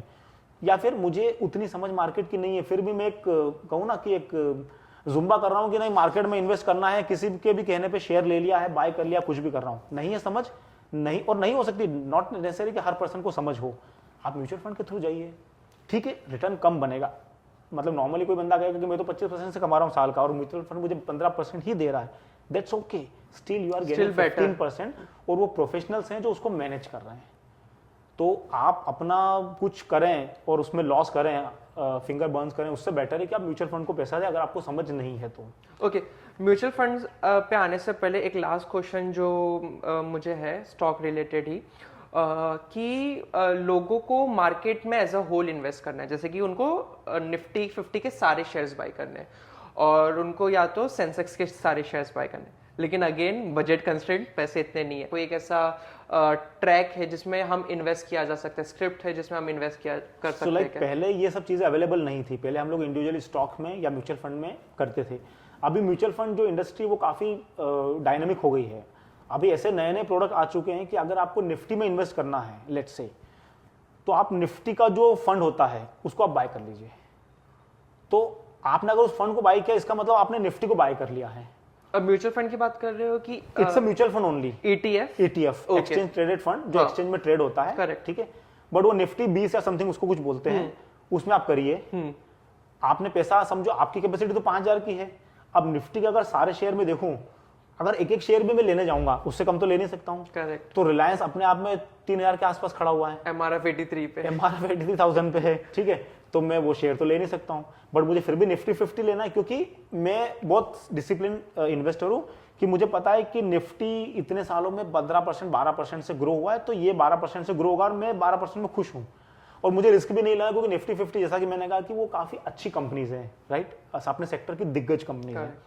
तो वो जो निफ्टी 20 के जो फंड है, आप उसमें डाल दिए पैसा, 5000 10,000 जो भी आपका कैपेसिटी है, रिस्क प्रोफाइलिंग है, उसके हिसाब से आप उसमें FD वो कर लीजिए, SIP कर लीजिए। आप जिस तरह से निफ्टी जिस तरह से ग्रो करेगा, जितना परसेंटेज देगा, आपका फंड भी मोर और लेस उतना ही रिटर्न देगा। ओके, क्योंकि ऐसे फंड को, इनको हम बोलते हैं पैसिव फंड काइंड ऑफ, जिनमें उनको एक्टिवली इन्वॉल्व नहीं होना पड़ता फ्रंट मैनेजर को, राइट। उनको रोज ये नहीं सोचना है कि मुझे ये बेचना है कि ये खरीदना है, उनको पता है मुझे निफ्टी 50 में ही देना है, और एक परसेंटेज डिफाइन कर लेते हैं, जो आई गेस निफ्टी 50 का जो परसेंटेज रहेगा उसी परसेंटेज में आई गेस उसमें वो डिफाइन कर लेते हैं, तो बस उसी रेशियो में उनको बाय करना है। ओके, तो उनको ज़्यादा रिस्क प्रोफाइलिंग नहीं करना है, क्योंकि फंड का पर्पस ही वही है निफ्टी 50। तो जैसे मान लो कोई कंपनी निफ्टी 50 से एग्जिस्ट कर गई, तो वो अपने पोर्टफोलियो में भी वो शेयर बेच देंगे, और नया कंपनी आएगा तो उसको बाय कर लेंगे, तो वो आपका निफ्टी 50 में एज इट इज इन्वेस्टमेंट हो गया। उसका सबसे अच्छा बेनिफिट ये कि एक तो आप कंसिस्टेंस है कि आप कम रिस्क ले रहे हैं, सेकंड उसका जो एक्सपेंस रेशियो होता है वो बहुत कम होता है, क्योंकि उनको ज़्यादा कुछ करना ही नहीं है, सिंपल मेथड है कि निफ्टी 50 में इन्वेस्ट करना है, that's it. Okay, mutual funds पे आते हैं। जैसे आपने बताया म्यूचुअल फंड्स अलग अलग तरीके के म्यूचुअल फंड्स होते हैं, तो what are the different types of mutual funds? So mutual fund जैसे कि ब्रॉड कैटेगरी जो होती है वो होती है कि लार्ज कैप, मिड कैप और स्मॉल कैप, ठीक है। लार्ज कैप मतलब वो फंड जो लार्ज कंपनीज में इन्वेस्ट करते हैं, जिनका मार्केट कैपिटलाइजेशन के डेफिनेशन के हिसाब से वो लार्ज कैप में आते हैं। फिर एक ऐसे मिड कैप हो गए और एक ऐसे स्मॉल कैप हो गए। तो ये कंपनीज, इन्हीं कंपनी में, जैसे अगर एक फंड स्मॉल कैप फंड है तो वो जो स्मॉल कंपनीज हैं स्मॉल कैप में आती है, कैटेगरी में जो आती है, उन्हीं को ट्रैक करेंगे और उनमें से अच्छी कंपनी को आइडेंटिफाई करेंगे और उन्हीं में इन्वेस्ट करेंगे। स्मॉल कैप में इन्वेस्टमेंट में रिटर्न ज़्यादा मिलते हैं, लेकिन रिस्क भी ज़्यादा होती है। जब मार्केट बढ़ता है तो इनका कंपेरेटिवली मार्केट ओवरऑल कंपेरिजन में इनका प्राइस ज़्यादा जल्दी बढ़ता है, इनकी यूनिट्स की वैल्यूज़, लेकिन जब मार्केट गिरता है तो इनकी वैल्यू ज़्यादा गिरती है, ठीक है। ये स्मॉल कैप मतलब ये ऐसी कंपनियां होती है जो अपने सेक्टर की दिग्गज नहीं है, लेकिन धीरे धीरे ग्रो कर रही है, और ये फ्यूचर में मिड कैप बन सकती है या लार्ज कैप बन सकती है, जिसमें पोटेंशियल होता है ग्रो करने का। तो ये एक अर्ली स्टेज इन्वेस्टमेंट होता है, क्योंकि अगर आप रिलायंस में सपोज इन्वेस्ट करते हो तो रिलायंस 3000 का शेयर है। अब रिलायंस एक ऐसे स्टेज पे आ गया है कि जहां पे उसकी ग्रोथ अब स्टेबल हो गई है। एक समय था जब रिलायंस की शेयर 100 करोड़ थी, 500 करोड़, 5000 करोड़ हुई, अब वो लाखों करोड़ में चली गई है। अब उसकी ग्रोथ एक 10%, 12%, 8% इस तरह से ग्रो करता है, तो शेयर का प्राइस भी उस तरह से फ्लक्चुएट होता है, ज़्यादा ग्रोथ नहीं आती। लेकिन एक कंपनी जिसने अभी बिजनेस शुरू किया, 100 करोड़ की सेल है उसकी, लेट से एग्जांपल देता हूँ कि एसएमई में है 100 करोड़ की सेल है, उसके लिए पूरा इंडिया खुला पड़ा है, वो 100 को 1000 10,000 तक लेके जा सकता है, मतलब उसका सेल 10 टाइम 100 टाइम हो सकता है, पॉसिबिलिटी ज़्यादा है। और वही चीज़ उसके शेयर प्राइस में भी होगा कि वो शेयर जो है वो उसी तरह से ग्रो करेगा। तो ऐसा है, लेकिन उसमें रिस्क ज़्यादा है क्योंकि वो छोटी कंपनी है, उसको बड़े प्लेयर से कंपटीशन बहुत मिल सकता है। आज मैं किसी सेक्टर में जाता हूँ जहाँ रिलायंस ऑलरेडी खड़ा है, तो रिलायंस मुझे इजीली खत्म कर देगा। जैसे हमने टेलीकॉम सेक्टर में देखा, एक वन पॉइंट ऑफ टाइम पे इंडिया में 8 से 10 टेलीकॉम ऑपरेटर थे, आज की डेट में प्राइवेट सेक्टर में सिर्फ 3 बचे हैं। करेक्ट। जिसमें से वोडाफोन स्ट्रगल कर रहा है सर्वाइव करने के लिए, ठीक है। हालांकि वोडाफोन के लिए काफ़ी अच्छी न्यूज़ आई है ऑफ लेटली, बट अभी वो सर्वाइव कर रहा है एंड आई थिंक वो ग्रो कर लेगा यहाँ से, क्योंकि गवर्नमेंट भी ये चाहती है कि 3 प्राइवेट प्लेयर्स तो मार्केट में होना चाहिए, ऐसा लगता है। और अगर फ्यूचर में कभी जितना भी वोडाफोन का लोन है, डेट है जो उसको पे करना है, अगर वो कन्वर्ट हो गया इक्विटी में, in case there is nothing at this moment, but in case अगर होता है तो वोडाफोन के लिए सबसे बेस्ट न्यूज़ वो होगा। उसके बाद तो शेयर पता नहीं कहाँ भागने वाला है, but we don't know whether it's going to happen और not. So these are the things. तो इस तरह से म्यूचुअल फंड होते हैं कि मिड कैप स्मॉल कैप भी हो गया, एक कैटेगराइजेशन ऐसे हो गया। फिर एक कैटेगराइजेशन ऐसा होता है कि जैसे मुझे पता है कि रियल एस्टेट बूम करने वाला है 10 साल में, दैट इज माई परसेप्शन, और मुझे रियल एस्टेट में करना है, बट मुझे स्टॉक की अंडरस्टैंडिंग नहीं है। तो जो थीमेटिक फंड होते हैं म्यूचुअल फंड्स में, जो थीम्स पे चलते हैं कि अच्छा ईवी चलने वाला है तो मैंने इलेक्ट्रॉनिक व्हीकल्स का एक फंड बना लिया, या रियल एस्टेट का एक फंड बना लिया, फार्मा का एक फंड बना लिया, उसी में मेरा पैसा इन्वेस्ट होगा। मतलब मैं इन्वेस्ट करूंगा तो सिर्फ फार्मा कंपनीज में, ओके। तो मैं फिर रियल एस्टेट को नहीं देखूंगा, मैं फिर एफएमसीजी को नहीं देखूंगा, मैं फिर गवर्नमेंट कंपनीज को नहीं देखूंगा, मैं सिर्फ फार्मा देखूंगा और फार्मा में इन्वेस्ट करूंगा। तो ये थीमेटिक फंड्स होते हैं। फिर जैसे हमने म्यूचुअल फंड की बात करी कि निफ्टी 50 का एक इंडेक्स हो गया, तो मुझे उसी में इन्वेस्ट करना है कि निफ्टी 50, मतलब सब डाइवर्सिफिकेशन हो गया। तो इस तरह के सेक्टर वाइज भी होते हैं, फिर आपके कैप जो लार्ज कैप मिड कैप ऐसे भी होते हैं, इस तरह से भी होते हैं।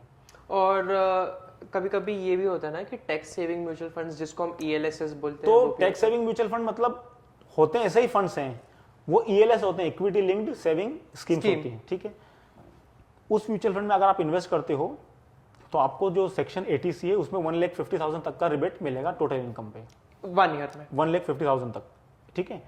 लेकिन उसमें एक बाउंडेशन होता है कि आप उसको 3 इयर्स तक नहीं सेल कर सकते हो, मतलब 3 इयर्स के बाद ही आप उसको सेल कर सकते हो, तो वहां पर एक लिमिटेशन आ जाता है। ओके। बाकी एक तरीके से वो सेम ही है, बट इट्स जस्ट गवर्नमेंट उनके साथ लिखा हुआ रहता है ELSS फंड, और उसमें आपको डिक्लेरेशन रहता है बाकायदा कि इसमें इन्वेस्टमेंट आप करते हो तो आपको सेक्शन 80C में इन्वेस्टमेंट बेनिफिट मिलता है। ओके, ठीक है। ये different types of mutual funds हो गया। अब म्यूचुअल फंड्स में आपके अकॉर्डिंग कैसे इन्वेस्ट करना चाहिए? या तो वन टाइम एक साल में एक साथ कर दो, कि छोटे छोटे इंटरवल में SIPs के थ्रू इन्वेस्टमेंट करो? देखो, अगर आप कैलकुलेशन अगर करोगे किसी भी वेबसाइट पर जाकर, मैंने एक दो बार किया है, तो अगर आप लमसम पैसा डालते हो, जैसे मैं कहता हूँ कि अगर आप suppose 1 lakh rupees every year mutual fund में इन्वेस्ट कीजिए, ओके, और आप 10 साल तक कीजिए, मतलब 10 साल में आपने कितना पैसा डाला? 10 लाख रुपए, 10 लाख डाल, ठीक है। That is one option, SIP। Second में बोलता हूँ कि आप 10 लाख रुपए पहले दिन डाल दीजिए और अगले 10 साल तक कोई इन्वेस्टमेंट मत कीजिए, इसको ही ग्रो करने दीजिए। तो जो लमसम 10 लाख मैंने किया है उसमें पैसा ज्यादा बनेगा। लमसम जो आपने 10 लाख एक साथ डाल दिया उसमें ज्यादा पैसा बनेगा। रीजन बीइंग, आज मैंने 10,000 डाला है या 8,300 समथिंग जो भी है मंथली, मैंने SIP आज डाला है, अब अगले 1 महीने तक मुझे इसी पे रिटर्न मिलेगा। फिर नेक्स्ट मंथ मैंने फिर से उतना अमाउंट डाला, तो अगले महीने मुझे वो जो 16,700 समथिंग बनेगा उस पर रिटर्न मिलेगा। तो मेरा पैसा उतने पैसे पे रिटर्न मिला, लेकिन यहाँ पे 10 लाख पे पूरा बन रहा है। लेकिन इसके अगेंस्ट अगर मैं एक सिनेरियो समझूं कि मान लो अगले 10 साल तक मार्केट बढ़ा ही नहीं, गिरता गया, बहुत हाइपोथेटिकल क्वेश्चन है, अभी तक कभी हुआ नहीं ऐसा हिस्ट्री में, बट मैं बात कर रहा हूँ। तो यहाँ पे क्या हो रहा है, 10 लाख पे मैंने 100 रुपए पे इन्वेस्ट किया था, वो 10 लाख आगे जाके 50 रुपए हो गया सपोज, तो वहां पे मेरा फंड 50% डाउन हो गया।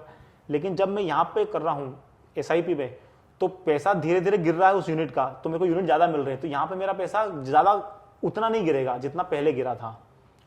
तो एवरेज डिपेंड्स करता है, इसमें एवरेजिंग होगी, तो डिपेंड्स करता है कि आपने जो किया उसके बाद मार्केट कैसा है। लेकिन जो हिस्टोरिकली है, किसी भी डेट से 10 साल का डेटा मार्केट का निकाल के आप देख लो, 10 से 12 साल का, एवरेज 12% का रिटर्न मार्केट ने हमेशा दिया है। ओके। मतलब कोविड के पहले भी अगर आपने, कोविड के दिन भी आपने अगर किया होता इन्वेस्टमेंट, तो आज आप देख लो मार्केट कहाँ हो गया। कोविड के पहले मेरे ख्याल से निफ्टी 50 11,500 के आसपास था, कोविड के समय गिर के 7.5 तक कुछ आया था, और अब चल के 24,000 चला गया, 25 अप्रोक्सीमेटली आज के। जब मैंने इन्वेस्ट करना स्टार्ट किया तो एट दैट टाइम वो 16,000 पे था, वो बढ़ के गया 18,000 पे, बहुत खुश था मैं। फिर रशिया यूक्रेन की वॉर हो गई, वो आया 15,500, बट आई वाज लाइक ठीक है मुझे खरीदना है, तो मैंने फिर से खरीदा, एंड उस हिसाब से फिर अभी तो ग्रोथ कर रहा है। लेकिन अगेन वापस से एक चीज था कि हर 4 साल में एक करेक्शन आता है, तो अभी लास्ट 2020 में एक था, 2021 के करीब एक करेक्शन हुआ था, तो आपके अकॉर्डिंगली इस बार करेक्शन आपको लगता है होने के चांसेस है? और मे बी अगर हुआ भी, लेट्स से हाइपोथेटिकली अगर करेक्शन होता भी है, तो कितने % का करेक्शन देखने को मिल सकता है हमें? सी देखो, very difficult question, nobody can predict it, मैं भी प्रिडिक्ट नहीं कर रहा हूँ, बट हाँ मार्केट में करेक्शंस आते रहते हैं, और करेक्शंस बहुत ज़रूरी भी हैं, क्योंकि करेक्शंस जब आते हैं तो काफ़ी शेयर्स के जो ओवर प्राइस होते हैं वो प्राइस एक रीजनेबल रेंज में आ जाता है, तो बाइंग और बढ़ती है, और वो मार्केट के लिए हेल्दी होता है, क्योंकि कोई भी चीज़ हमेशा तो ग्रो करते हुए नहीं जा सकती एक स्ट्रेट डायरेक्शन में, ठीक है, तो वो ज़रूरी है। तो आई डोंट नो करेक्शन कब आएगा, कितना सीवियर हो सकता है, मे बी इट्स 10% और maybe 25%, we don't know, but yes correction is a part of the market, वो आना ही है। अगर आप मार्केट में इन्वेस्ट कर रहे हो लॉन्ग टर्म के लिए, आप ये मान के चलो कि अगर आप 15 साल के लिए इन्वेस्टेड हो तो आपको 1 या 2 करेक्शन देखने को मिलेंगे। वो कोविड के रीजन से हो सकते हैं, वो इकोनॉमी के रीजन से हो सकते हैं, वो वर्ल्ड में कोई ऐसा इवेंट हो गया उसकी वजह से हो सकते हैं, कुछ भी रीजन हो सकता है, reason whatever it is, but impact आपको मिलेगा। और जो भी व्यूअर्स है उनके लिए, मतलब जो भी हमारे पॉडकास्ट को अभी देख रहे हैं और जो भी इन्वेस्टर्स है उनके लिए काफी अच्छा टाइम होता है कि आप बाय कर सको, बिकॉज जो भी ओवर प्राइस पे थे वो अभी अपनी एक्चुअल प्राइस पे या एक फेयर डील में आपको मिल रहा है, बेसिकली डिस्काउंटेड प्राइस पे मिल रहा है आपको। ओके, जैसे कि म्यूचुअल फंड्स, जैसे कि हमने स्टॉक मार्केट्स में देखे कि थोड़े बहुत हमको कुछ कुछ पैरामीटर्स देखने होते हैं, मे बी फंडामेंटल्स, जैसे आपने बताए थे पी रेशियो हो गया, फिर डेब्ट टू इक्विटी रेशियो हो गया, बहुत सारे रेशियोज बताए थे जी, करेक्ट। तो जब मैं एक म्यूचुअल फंड्स में डालता हूँ, सेम मिड कैप हो गया, स्मॉल कैप हो गया, लार्ज कैप हो गया, अलग अलग म्यूचुअल फंड्स मैनेजर्स होते हैं, अलग अलग कंपनीज के होते हैं। तो जब मैं किसी भी म्यूचुअल फंड में इन्वेस्ट कर रहा हूँ तो मुझे किस चीज को, क्या फैक्टर्स को दिमाग में रखना है, किस रेशियोज अगेन या क्या टर्मिनोलॉजी है जो मुझे दिमाग में रख के चलना होता है कि ये म्यूचुअल फंड्स राइट है? देखो मेरे हिसाब से जो 2-3 चीज़ें जिनको ध्यान में रखना है, सबसे पहले तो ये देखो कि वो जो म्यूचुअल फंड है किस कैटेगरी में है। सपोज अगर मैं HDFC के किसी फंड में इन्वेस्ट करता हूँ, let's say HDFC large cap में है, तो मुझे देखना है कि लार्ज कैप में और कितने फंड्स हैं। ओके, इस फंड ने 5 साल में या 10 साल में कितना एवरेज रिटर्न दिया है। लेट्स से अगर HDFC का फंड लास्ट 10 ईयर्स में 12% रिटर्न दे रहा है, तो उस लार्ज कैप सेगमेंट में एवरेज रिटर्न कितना आया है। अगर लेट से एवरेज 11% आया है और ये 12 दे रहा है, मतलब ये एवरेज से अबव परफॉर्मेंस दे रहा है, तो ये फंड अच्छा है। अगर ये एवरेज से कम दे रहा है तो मेरे को थोड़ा सोचना चाहिए कि क्या रीजन है इसमें इन्वेस्ट करने के लिए, क्योंकि अगर ये एवरेज को भी बीट नहीं कर पा रहे हैं, that means this fund is not performing well. मतलब एटलीस्ट मार्केट जिस तरह से ग्रो हुआ इसने उस तरह से ग्रो नहीं किया है। तो पहले तो मुझे देखना है कि उसका एवरेज परफॉर्मेंस क्या है। सेकंड, मैं नॉर्मली अवॉइड करता हूँ नए फंड्स में, मतलब फंड का एटलीस्ट 5 साल का रिकॉर्ड होना चाहिए या 10 साल का। क्यों?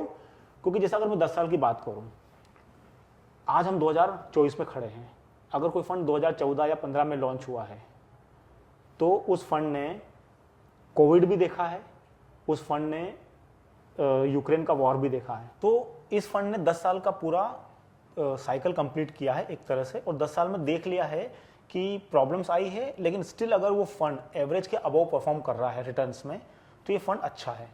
फिर हम ये देखते हैं कि इसके फंड मैनेजर्स कौन हैं, उनका ट्रैक रिकॉर्ड क्या है, क्या कोई नया फंड मैनेजर है या उसका अपना एक ट्रैक रिकॉर्ड है, तो वो एक क्राइटेरिया होता है। सेकंड, कुछ लोग ये भी देखते हैं और थोड़ा देखना भी चाहिए फेयरली कि उसका असेट अंडर मैनेजमेंट कितना है।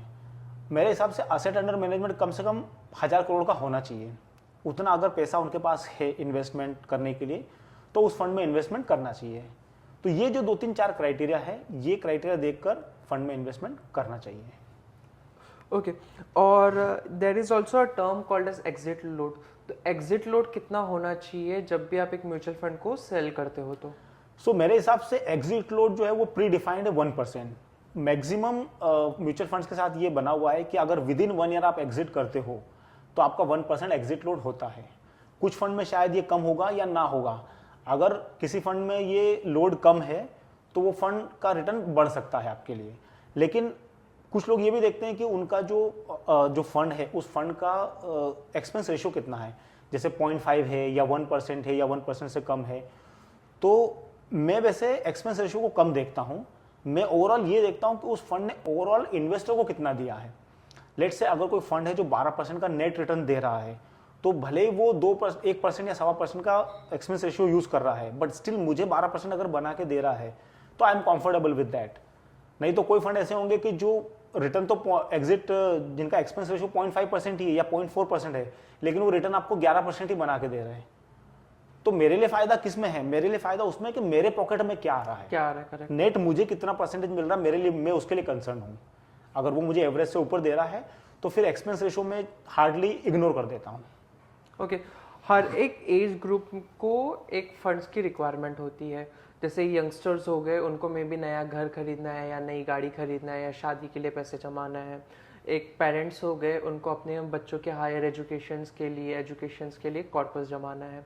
तो यूजुअली लोग जो भी माइंडसेट से अगर एक कॉर्पस बिल्ड करते हैं तो कॉर्पस एक टोटल कॉर्पस अमाउंट है वो कैसे बिल्ड किया जा सकता है? सी वहाँ पर आपको पहले ये समझना पड़ेगा कि आपके रिक्वायरमेंट्स क्या हैं। कॉर्पस आप जो बना रहे हो उसका पर्पस क्या है। लेट से अगर मैं कहूँ कि मुझे कॉर्पस बनाना है कि मुझे एक घर खरीदना है, मुझे एक गाड़ी लेना है, मुझे बच्चों को अच्छी एजुकेशन देना है इन सर्टे जो भी एक मेरा ईयर डिफाइंड, किसी ईयर में जाके मुझे उसका एजुकेशन देना है, हायर एजुकेशन के लिए, बच्चों की मैरिज है और मेरा रिटायरमेंट है, लेट से दीज आर माई क्राइटेरिया। तो मुझे समझना पड़ेगा कि कब कब कितने फंड की रिक्वायरमेंट होने वाली है, उसका एक एस्टिमेट लगाना पड़ेगा। ओके अब जैसे कि एक एस्टिमेट ये लगा कि बच्चे की हायर एजुकेशन देना है, तो बच्चे को हायर एजुकेशन 20 साल के बाद आने वाली है, लेट से, ठीक है। तो 20 साल बाद मुझे अगर उसको इंजीनियरिंग भेजना है, किस कॉलेज में भेजना है, किस टाइप के एजुकेशन में भेजना है, तो उसके लिए कितने फंड की जरूरत होगी। लेट से आई से कि उसको 20 साल बाद 1 CR की जरूरत होगी, हाइपोथेटिकली हम समझ रहे हैं। तो फिर मुझे समझना पड़ेगा कि 20 साल बाद मुझे 1 करोड़ की जरूरत है। तो आज अगर मैं अज्यूम करूं कि 12% का रिटर्न मुझे एवरेज मिल रहा है, अगर अच्छा ज़्यादा मिल गया तो मेरा फंड का रिक्वायरमेंट पहले ही पूरा हो जाएगा, लेकिन मैं 12 का एक फेयर एजम्पशन लेके चलता हूं। तो क्या 10,000 रुपये मंथली इन्वेस्ट करके मेरा 1 करोड़ का कॉर्पस बन जाएगा 20 साल में, या मुझे 12,000 करना पड़ेगा या मुझे 15,000 करना पड़ेगा? तो हमको टाइमलाइन डिफाइन करना पड़ेगी, उस टाइमलाइन की अमाउंट डिफाइन करना पड़ेगी, और फिर देखना होगा कि हमारे पास साल कितने हैं और उस साल में के हिसाब से मुझे कितना इन्वेस्टमेंट करना है। तो ये इस बेसिस पे आपको डिफाइन करना होगा। कई बार ये भी होगा कि मुझे 1 CR की जरूरत है और उसके लिए सपोज मुझे 25,000 का इन्वेस्टमेंट मंथली करना चाहिए, लेकिन मेरी कैपेसिटी नहीं है 25,000 की, मेरी कैपेसिटी 15,000 की है। ठीक है, 15 से शुरू करते हैं, ठीक है। 1 CR का कॉर्पस नहीं बनेगा, 80 lakhs बनेगा, 70 lakhs बनेगा, कहीं तो हम एक लेवल पर पहुंचेंगे। और हो सकता है इस 20 साल की जर्नी में आपको कभी कहीं से अमाउंट बड़ा मिल जाता है वन टाइम, जैसे कई बार कंपनीज में बोनस मिलता है, या इस तरह से कहीं पे कोई पॉलिसीज हैं आपकी जो जिनसे मनी बैक वाला पॉलिसीज होती है, ऐसा कुछ पैसा आ गया, या कहीं और तरीके से किसी और सोर्स से आपको पैसा मिल गया है, तो आप फिर वो वन टाइम इन्वेस्टमेंट भी कर सकते हो। तो कई बार ऐसा होता है कि लोग सोचते हैं कि अरे इतना पैसा तो मेरा बनने वाला नहीं है क्योंकि मेरी कैपेसिटी नहीं है तो इन्वेस्ट नहीं करता हूं। ऐसा नहीं करना है, जितना कैपेसिटी है उससे स्टार्ट करो। Let's see if we reach 50% of our target, 70% of target. मैं जब म्यूचुअल फंड्स में इन्वेस्ट करता हूँ तो जब मैंने शुरुआत की थी म्यूचुअल फंड्स में इन्वेस्ट करना, तो मैंने जब म्यूचुअल फंड्स बाय कर रहा था तो उसमें भी मैंने अलग अलग चीज़ें देखा था। जैसे कि एक म्यूचुअल फंड के आगे ग्रोथ लिखा हुआ था, एक म्यूचुअल फंड्स के आगे डिविडेंड लिखा हुआ था। तो मुझे एग्जैक्टली अभी तक नहीं समझ में आया। मैंने जिस तरीके से रिसर्च किया, लोगों से समझा, तो अगेन जैसा आपने बताया ग्रोथ इज बेसिकली जो भी अगर आ भी रहा है तो they are investing the same amount again. तो एग्जैक्टली ये चीज़ होती क्या है? ग्रोथ म्यूचुअल फंड में क्या आगे अगर ग्रोथ लिखा हुआ रहता है, डिविडेंड रहता है, तो ये एग्जैक्टली होता क्या है? सो कैसा होता है ना कि जैसे म्यूचुअल फंड इन्वेस्ट कर रहा है आपके पैसे को, ठीक है, और वो एवरी ईयर पैसा बना रहा है, बढ़ा रहा है पैसे को, तो ग्रोथ और डिविडेंड का ऑप्शन इसलिए जाता है कि आपको एवरी ईयर उसमें से कुछ डिविडेंड चाहिए। जैसे शेयर्स की हमने बात की थी, शेयर्स होल्डर को डिविडेंड अनाउंस किया जाता है। इसी तरह म्यूचुअल फंड में दो तरह के होते हैं, डिविडेंड वाले और ग्रोथ वाले। ओके। जो डिविडेंड पेइंग म्यूचुअल फंड होते हैं वो क्या करते हैं, एवरी ईयर में जितना भी पैसा बना है, लेट से 10% या जो भी, उतना पैसा वो डिविडेंड के रूप में आपको डिस्ट्रीब्यूट कर देते हैं। या उन्होंने डिफाइन करके रखा हो कि 8% डिविडेंड देना है, तो वो एक तरह से आपकी रेगुलर इनकम हो गई है। ये फंड किसके लिए ज़्यादा इंपॉर्टेंट है, जो सीनियर सिटीजन है या कुछ ऐसे लोग हैं जो चाहते हैं कि उनको एक रेगुलर इनकम इस सोर्स से आना चाहिए। They don't want to wait कि पैसा मुझे 15 साल बाद जब मैं रिडीम करूंगा तब मिलेगा या 20 साल बाद मिलेगा।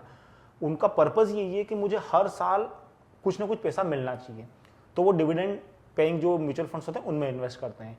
और जो ग्रोथ म्यूचुअल फंड्स होते हैं वो डिविडेंड आपको पे नहीं करेंगे, जो भी पैसा ग्रो करता रहेगा उसको री इन्वेस्ट करते रहेंगे। और जब आपका पैसा आपको जब भी रिडीम करना होगा तो आपको पूरा पैसा विथ ग्रोथ एक साथ मिल जाएगा। ओके। तो ये डिपेंड करता है आपका पर्पस क्या है। आई जनरली रिकमेंड प्रपोज कि ग्रोथ पेइंग स्कीम को चूज करना चाहिए। क्योंकि ग्रोथ ज्यादा होता है, क्योंकि अभी आपने सपोज आपने 1 लाख इन्वेस्ट किया एक साल भर में और सपोज 10% का रिटर्न मिला तो 10,000 रुपये आपको मिल गए।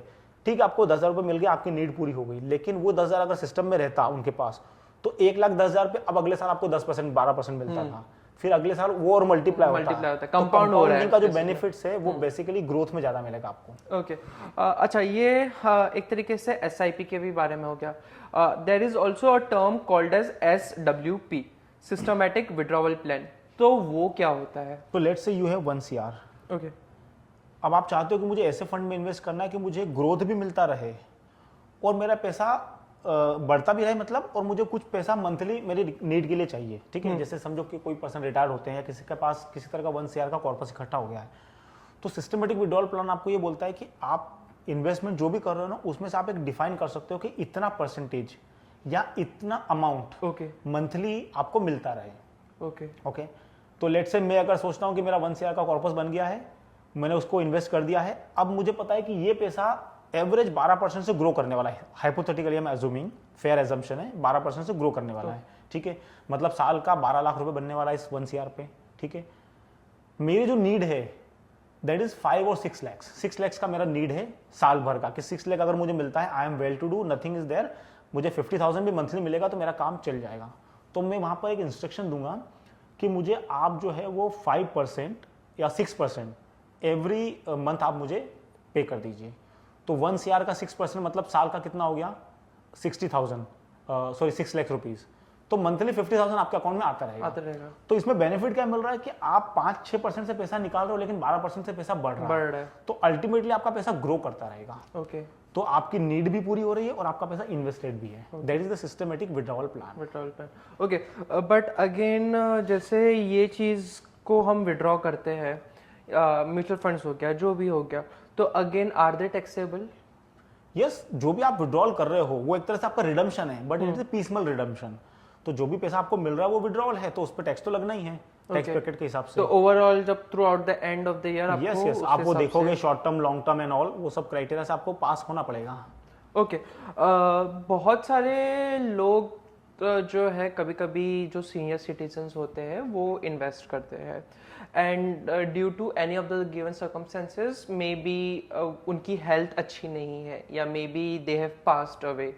तो उस केस में कभी कभी वो लोग, आजकल तो मैंडेटरी हो गया कि नॉमिनी बनाना ही है। Correct. पहले केस में नॉमिनी इतना ध्यान नहीं दिया हुआ था। तो उस केस में क्या होता है कि अगर मुझे पता है कि मेरे डैड के पास या मेरे ग्रैंडफादर के पास, कोई भी किसी के भी रिलेटिव के पास ये फंड था, लेकिन दे आर नो मोर या they are not well to do, तो उस केस में वो उस फंड को कैसे एक्वायर किया जा सकता है? उस केस में बहुत सिंपल है, अगर नॉमिनी है तो कोई लिटिगेशन ही नहीं है, लेकिन अगर नॉमिनी नहीं है तो फिर जो एक प्रोसेस होता है फंड्स का कि आप उसके लीगल हेयर हो, मतलब आपको पैसा मिलना चाहिए, उसके जो भी डॉक्यूमेंट्स आपको सबमिशन करने पड़ते हैं, जैसे एफिडेविट्स हो गया, आपके पहचान के प्रमाण पत्र जो भी है, और आपका उनके साथ जो रिलेशंस हैं वो चीज़ें आपको उनको सबमिट करनी होती हैं और उनको देखना होता है कि हाँ you are the legal entity for this thing, और अगर आप लीगली एंटाइटल्ड हो तो आपको पैसा मिल जाता है। ओके, तो उसका एक बेसिक प्रोसेस जो है वो फॉलो करना होता है। तो अगेन अल्टीमेटली ये चीज है कि सेफ है, कुछ भी आपका सेफ है, लेकिन इसमें हेजल्स बहुत हैं। क्योंकि अगर मैं एक म्यूचुअल फंड हूँ और कल को कोई भी आके मुझे बोलता है कि सर मैं उनका सन हूँ और आई एम लीगली एंटाइटल्ड, मैं कैसे श्योर करूंगा कि मुझे पैसा आपको देना है? तो उस केस में काफ़ी बड़ा प्रोसेस हो जाता है। तो बेटर तो ये होता है कि जब भी आप किसी भी जगह पे इन्वेस्टमेंट करते हो, कहीं भी अकाउंट ओपन करते हो, डेफिनेटली नॉमिनी आपको सेम डे अनाउंस कर लेना चाहिए, ताकि वो पैसा आपके नॉमिनी को मिले, उनके लिए भी बाद में किसी तरह का कोई हेजल्स ना हो। और अगेन इस नॉमिनी को मतलब एक नॉमिनी ही रखा जा सकता है कि ये अलग अलग लोगों को? नहीं, नॉमिनी तो 2-3 भी हो सकते हैं। ओके, और परसेंटेज जो डिसाइड किया जा सकता है? आपका अगर जो शेयर है आप डिफाइन कर सकते हो कि बीवी को 50% देना है और 2 बच्चे हैं तो 25-25 देना है, तो आप नॉमिनी लिस्ट में उनको डाल सकते हो। ओके, एंड वो 25-50 उस हिसाब से पूरा यस, उस हिसाब से डिस्ट्रीब्यूट हो जाता है। ओके, स्टॉक मार्केट में इन्वेस्ट करने के लिए हमें डीमैट अकाउंट होना जरूरी है, तो डीमैट अकाउंट क्या इंश्योर करता है और डीमैट अकाउंट क्यों आया है पिक्चर में? सो डीमैट अकाउंट जो होता है ना, जैसे बैंक का आपका अकाउंट है वैसे ही डीमैट अकाउंट है। ओके, बैंक अकाउंट है पैसे रखने के लिए, वहाँ पे आप पैसा डिपॉजिट कर सकते हो, ठीक है, उसमें शेयर डिपॉजिट नहीं कर सकते हो। ऐसे डीमैट अकाउंट है डीमैटेरियलाइज अकाउंट, उसमें आपके शेयर डिपॉजिट होते हैं, जो भी सिक्योरिटीज आपकी होती है, ठीक है, जैसे म्यूचुअल फंड की यूनिट्स है तो वो भी वहाँ पर आएगी। अब जो ब्रोकर का अकाउंट आप ओपन करते हो, ट्रेडिंग अकाउंट, वो सिर्फ एक मीडियम है बाय और सेल करने का, लेकिन वो बाय करने के बाद उसको रखा कहाँ जाए, कहाँ से पता चले कि आपके पास कितना है, वो आपके डीमैट अकाउंट में होता है। इसलिए डीमैट अकाउंट होना मैंडेटरी है। तो आज आप जब भी ब्रोकर के पास शेयर्स में इन्वेस्टमेंट करने के लिए जाते हो, whenever you open the account, trading account, immediately demat account भी ओपन होता है। ओके, तो trading account plus demat account दोनों एक साथ ओपन होते हैं। ट्रेडिंग अकाउंट अलग होता है? Yes, trading account is a different and demat account is a different. Okay, trading account मतलब आपका एक अकाउंट बना है, एक आपको मैकेनिज्म दिया है जिसके थ्रू आप बाय सेल करते हो, लेकिन बाय करने के बाद वो अगर डीमैट नहीं बनेगा तो वो शेयर किसके अकाउंट में जाएगा? Okay, that's why demat account is there. तो वो पैसा, वो जो शेयर है वो आपका बाय होने के बाद में, पहले जब बाय होता है तो वो ब्रोकर के अकाउंट में जाता है, फिर ब्रोकर के वहां से जिसने बाय किया है, जैसे आपने रिलायंस के 100 शेयर बाय किए, लेकिन उस ब्रोकर के पास ऐसे 10 क्लाइंट हो सकते हैं जिन्होंने उस दिन शेयर बाय किए होंगे, तो उसके पूल में तो 1000 शेयर आ गए, तो 1000 में से फिर वो जिसने जितने बाय किए उतने उतने आपके अकाउंट में चले जाते हैं। ओके, तो demat account like a bank passbook simply है। ओके, एंड यूजुअली ये जो भी चीज़ हम बाय करते हैं उसको हमारे अकाउंट में रिफ्लेक्ट होने कितना टाइम जाता है, सेटलमेंट होने कितना टाइम जाता है? T+1 का सेटलमेंट है नाउअडेज आई गेस। यस, तो एक दिन में आपका अकाउंट में वो आपको रिफ्लेक्ट हो जाता है next day. T+1 working days. Working days. Yes. Okay, और ये अगेन इस चीज़ में ऐसा है कि आपको अगेन इन केस अगर नहीं दिखता है तो फौरन अपने फोलियो मैनेजर, फौरन अपने जो भी लोग हैं उनको कांटेक्ट कर सकते आपका हैं। अकाउंट है वहाँ पे आप उनको डायरेक्टली कांटेक्ट कर सकते हैं। ओके, क्योंकि आप जब बाय करते हो या सेल करते हो तो एवरीडे आपको आपका ट्रांजैक्शन शीट मिलता है, जिसको हम कॉन्ट्रैक्ट नोट बोलते हैं। तो नॉर्मल, आज पहले तो ऐसा होता था कि फिजिकल कॉन्ट्रैक्ट नोट डिस्ट्रीब्यूट होते थे, आजकल तो सब मेल्स पर आ जाते हैं, ठीक है। तो आपके मेल्स पे अगर शाम को आपको मिल जाता है, नेक्स्ट डे मिल जाता है कि कल के दिन का कॉन्ट्रैक्ट नोट क्या है, आप उसको चेक कर लीजिए कि उसमें जो एंट्रीज आई हैं बाय सेल की, वो उतनी ही एंट्री जो आपने की है, और आपने अगर बाय किया है कोई शेयर तो T+1 सेटलमेंट के हिसाब से आपके अकाउंट में वो रिफ्लेक्ट होगा डीमैट अकाउंट में। ओके, कभी कभी क्योंकि हमको एक तरीके से ब्रोकर के थ्रू जाना पड़ता है, ऑल्दो हमारे स्टॉक सेव है लेकिन हमको ब्रोकर के थ्रू जाना पड़ता है। तो कभी कभी लोग क्या करते हैं कि ब्रोकर के अकाउंट में पैसे छोड़ देते हैं, उस केस में इज देयर अ चांसेस कि ब्रोकर आपके पैसे लेके भाग सकता है, कि या जो अकाउंट में, जो ब्रोकर के अकाउंट में हमने पैसे डाले हैं वो पैसे भी हमको वापस मिल जाएंगे, वो भी सेफ रहेगा? इसमें ऐसा है कि अगर ब्रोकर के पास आपका कोई पैसा पड़ा हुआ है, जैसे आपने 1 लाख पैसा ब्रोकर को दिया और आपने शेयर्स तो 40,000 के परचेज किए, 60,000 का कैश बैलेंस आप पड़ा हुआ और आपको आपके ट्रेडिंग अकाउंट में दिखाई देता है फंड अवेलेबल, ठीक है। सेबी ने अभी एक नया रूल शुरू किया है, एवरी क्वार्टर जितना भी पैसा अनयूज्ड है, जैसे क्वार्टर आपका जो फाइनेंशियल ईयर वाइज क्वार्टर होता है कि अप्रैल से लेके जून तक, 30 जून को डे एंड पे आपके अकाउंट में जितना भी पैसा बचा हुआ है वो आपके अकाउंट में ट्रांसफर कर दिया जाता है। ओके, ये सेबी ने रूल बनाया है। तो अगर आप कभी वेरीफाई करोगे तो आप देख सकते हो कि अगर आपने 30 जून को कोई इन्वेस्टमेंट करने के बाद पैसा बचा हुआ है और अगले 2-4 दिन तक यूज नहीं किया है तो वो पैसा आपके अकाउंट में आ जाता है। ओके, ये इसी इंटरेस्ट को सेफगार्ड करने के लिए कि एवरी क्वार्टर अनलाइन जो भी मनी है वो इन्वेस्टर के अकाउंट में चला जाना चाहिए। सेकंड, इससे एक चीज ये भी समझ में आती है कि वो जो ब्रोकर है जिसके पास आपका अकाउंट है वो फाइनेंशियली कितना साउंड है। अगर उसने आपके पैसे को यूटिलाइज नहीं किया है तो वो आपका पैसा इजीली आपको ट्रांसफर कर सकता है। तो ब्रोकर को भी अपने पास एक पैसा फंड बना के रखना पड़ता है कि हाँ, एवरी क्वार्टर उनको पैसा डिस्ट्रीब्यूट करना है जो अनयूज्ड पैसा है। तो ये सेबी की तरफ से बहुत अच्छा एक इनिशिएटिव है। ओके, आपके अकॉर्डिंगली कौन से वेल नोन ब्रोकर्स है राइट नाउ इन इंडिया, और जो ये न्यू एप्लीकेशंस आ गए ज़ीरोधा, अपस्टॉक्स, ग्रो, वो किस हद तक सेफ है यूज़ करना? See very difficult to comment someone's कि वो कितने अच्छे हैं या नहीं है। I won't go for that, क्योंकि सब अच्छा परफॉर्म कर रहे हैं अभी तक, सबका कोई प्रॉब्लम ऐसा देखा नहीं। छोटे मोटे तो कभी कभी होता है कि कोई सिस्टम नहीं चल रहा है, 1 घंटे के लिए डाउन हो गया एंड ऑल दिस, वो लोड सर्वर पे लोड या टेक्निकल ग्लिच तो आते रहते हैं, ठीक है। मान के चलिए वो पार्ट एंड पार्सल है आपके बिजनेस का, ओके, या इन्वेस्टमेंट का। बट ब्रोकर जैसे हैं आज की डेट में 2 कैटेगरी के ब्रोकर्स हैं। One is discount broker, okay, जैसे ज़ीरोधा हो गया, अपस्टॉक हो गया। यहाँ पे कैसा होता है कि normally they charge you 20 rupees for per transaction, पर ऑर्डर, ठीक है। इसके अगेंस्ट में जो पुराने ब्रोकर्स हैं जैसे मोतीलाल ओसवाल हैं, वो नॉर्मली पर ट्रांजैक्शन में एक परसेंटेज वाइज चार्ज करते हैं। जब मेरा अकाउंट मोतीलाल ओसवाल में हुआ करता था पहले, तो दे यूज टू चार्ज 0.4% और 0.5%, और कुछ ऐसे आपके इन्वेस्टर्स हैं या ट्रेडर हैं जिनका ज़्यादा ट्रांजैक्शन होता है तो उनको थोड़ा रिलैक्सेशन भी मिलता था फीस में, बट वो भी 0.25% और समथिंग होता था डिलीवरी में, और इंट्राडे में 0.05% और समथिंग ऐसा होता था।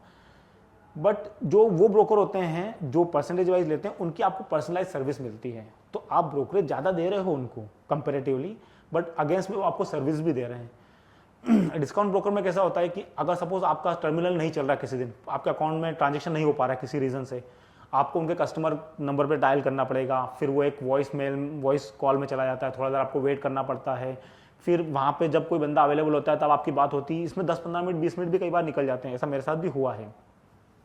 उस केस में क्या होता है, सपोज आपने कोई शेयर बाय कर रखा है या कोई ट्रेडिंग आप कर रहे हो, आपको लग रहा है मेरा प्राइस आ गया, आपने सेल का ऑर्डर डाला लेकिन सेल का ऑर्डर ही नहीं जा रहा है, आप ट्रबल में आ गए क्योंकि आपको लग रहा है कि मुझे पैसा मिल रहा है, मुझे अभी सेल करना है। और मार्केट में ट्रेडिंग में ऐसा होता है कि 2 मिनट में तो गेम बदल जाता है। तो अब आप करोगे, उस ब्रोकर को फ़ोन करोगे उसके कस्टमर हेल्पलाइन पे, अगर वो ऑलरेडी किसी कॉल पे बिजी हैं जो नॉर्मली हम सुनते हैं, तो आपको वेट करना पड़ेगा। The wait can be for 2 minutes, 1 minutes और 5 मिनट्स ऑल्सो। तब तक पिक्चर बदल जाती है, यू लूज एन अपॉर्चुनिटी। कई बार बाय करने की अपॉर्चुनिटी चली जाती है, कई बार सेल करने की चली जाती है। ये बहुत लोगों के साथ होता है, ठीक है। अब वो आपसे बहुत कम चार्ज कर रहा है, इसीलिए फैसिलिटी आपको थोड़ी वैसी मिल रही है। लेकिन जब आप पुराने ब्रोकर के पास जाते हो जो वैल्यू एडेड सर्विस देते हैं, तो वहाँ पर आप इमीडिएटली अपने ब्रोकर को कॉल कर सकते हो, वो इमीडिएटली अवेलेबल रहता है और वो जो भी प्रॉब्लम होता है इमीडिएटली सॉल्व कर देता है। तो ये डिफरेंस है। तो आपको देखना है कि मुझे किस तरह की सर्विस चाहिए। ब्रोकर दोनों ही अच्छे हैं, सर्विस जो मिनिमम सर्विस है वो दोनों ही दे रहे हैं, बट वहाँ पर वैल्यू एडेड सर्विसेज आपको मिल जाती है, इसलिए आप ज़्यादा पे कर रहे हो। तो same thing everywhere applies, in every business, everywhere you go, जहाँ पे आप ज़्यादा फीस पे करो किसी चीज़ की, तो डेफिनेटली आपको वहाँ पे कुछ एक्स्ट्रा मिल रहा है। विजय सर, अब पॉडकास्ट को एंड करने से पहले, बिकॉज आप एक इन्वेस्टर भी हो, एक ट्रेडर भी हो, जो भी इस पॉडकास्ट को देख रहे हैं, जो भी इन्वेस्टर माइंडसेट से, उनको आप क्या मैसेज देना चाहोगे हमारे प्लेटफॉर्म के थ्रू? सी बेसिकली मेरा मैसेज मोर तो ट्रेडर्स के लिए रहेगा, क्योंकि सेबी का एक रिपोर्ट भी रिलीज हुआ था कि आउट ऑफ 100 ट्रेडर्स सिर्फ 9 ही हैं जो पैसा बना रहे हैं, ठीक है, और 91 पैसा लूज कर रहे हैं। तो मेरा ये कहना होगा कि अगर आप ट्रेडर हैं, सबसे पहले तो अगर आप शेयर मार्केट में अपनी जर्नी शुरू कर रहे हैं तो एज ए इन्वेस्टर आइए, और जब इन्वेस्टर के रूप में आते हैं तो जो अच्छी ब्लू चिप कंपनीज हैं, बड़ी कंपनीज, जैसे कि हमने बात की निफ्टी 50 और ये, उन्हीं कंपनीज में आप इन्वेस्टमेंट से शुरुआत कीजिए। अगर आप किसी और कंपनीज में भी जाते हैं तो उस सेक्टर की जो फर्स्ट 3 कंपनीज हैं जो परफॉर्म कर रही हैं, आप उन्हीं में स्टिक रहिए जब तक कि आपको अंडरस्टैंडिंग ना हो जाए मार्केट के बारे में, जब तक आप समझ ना लो मार्केट को।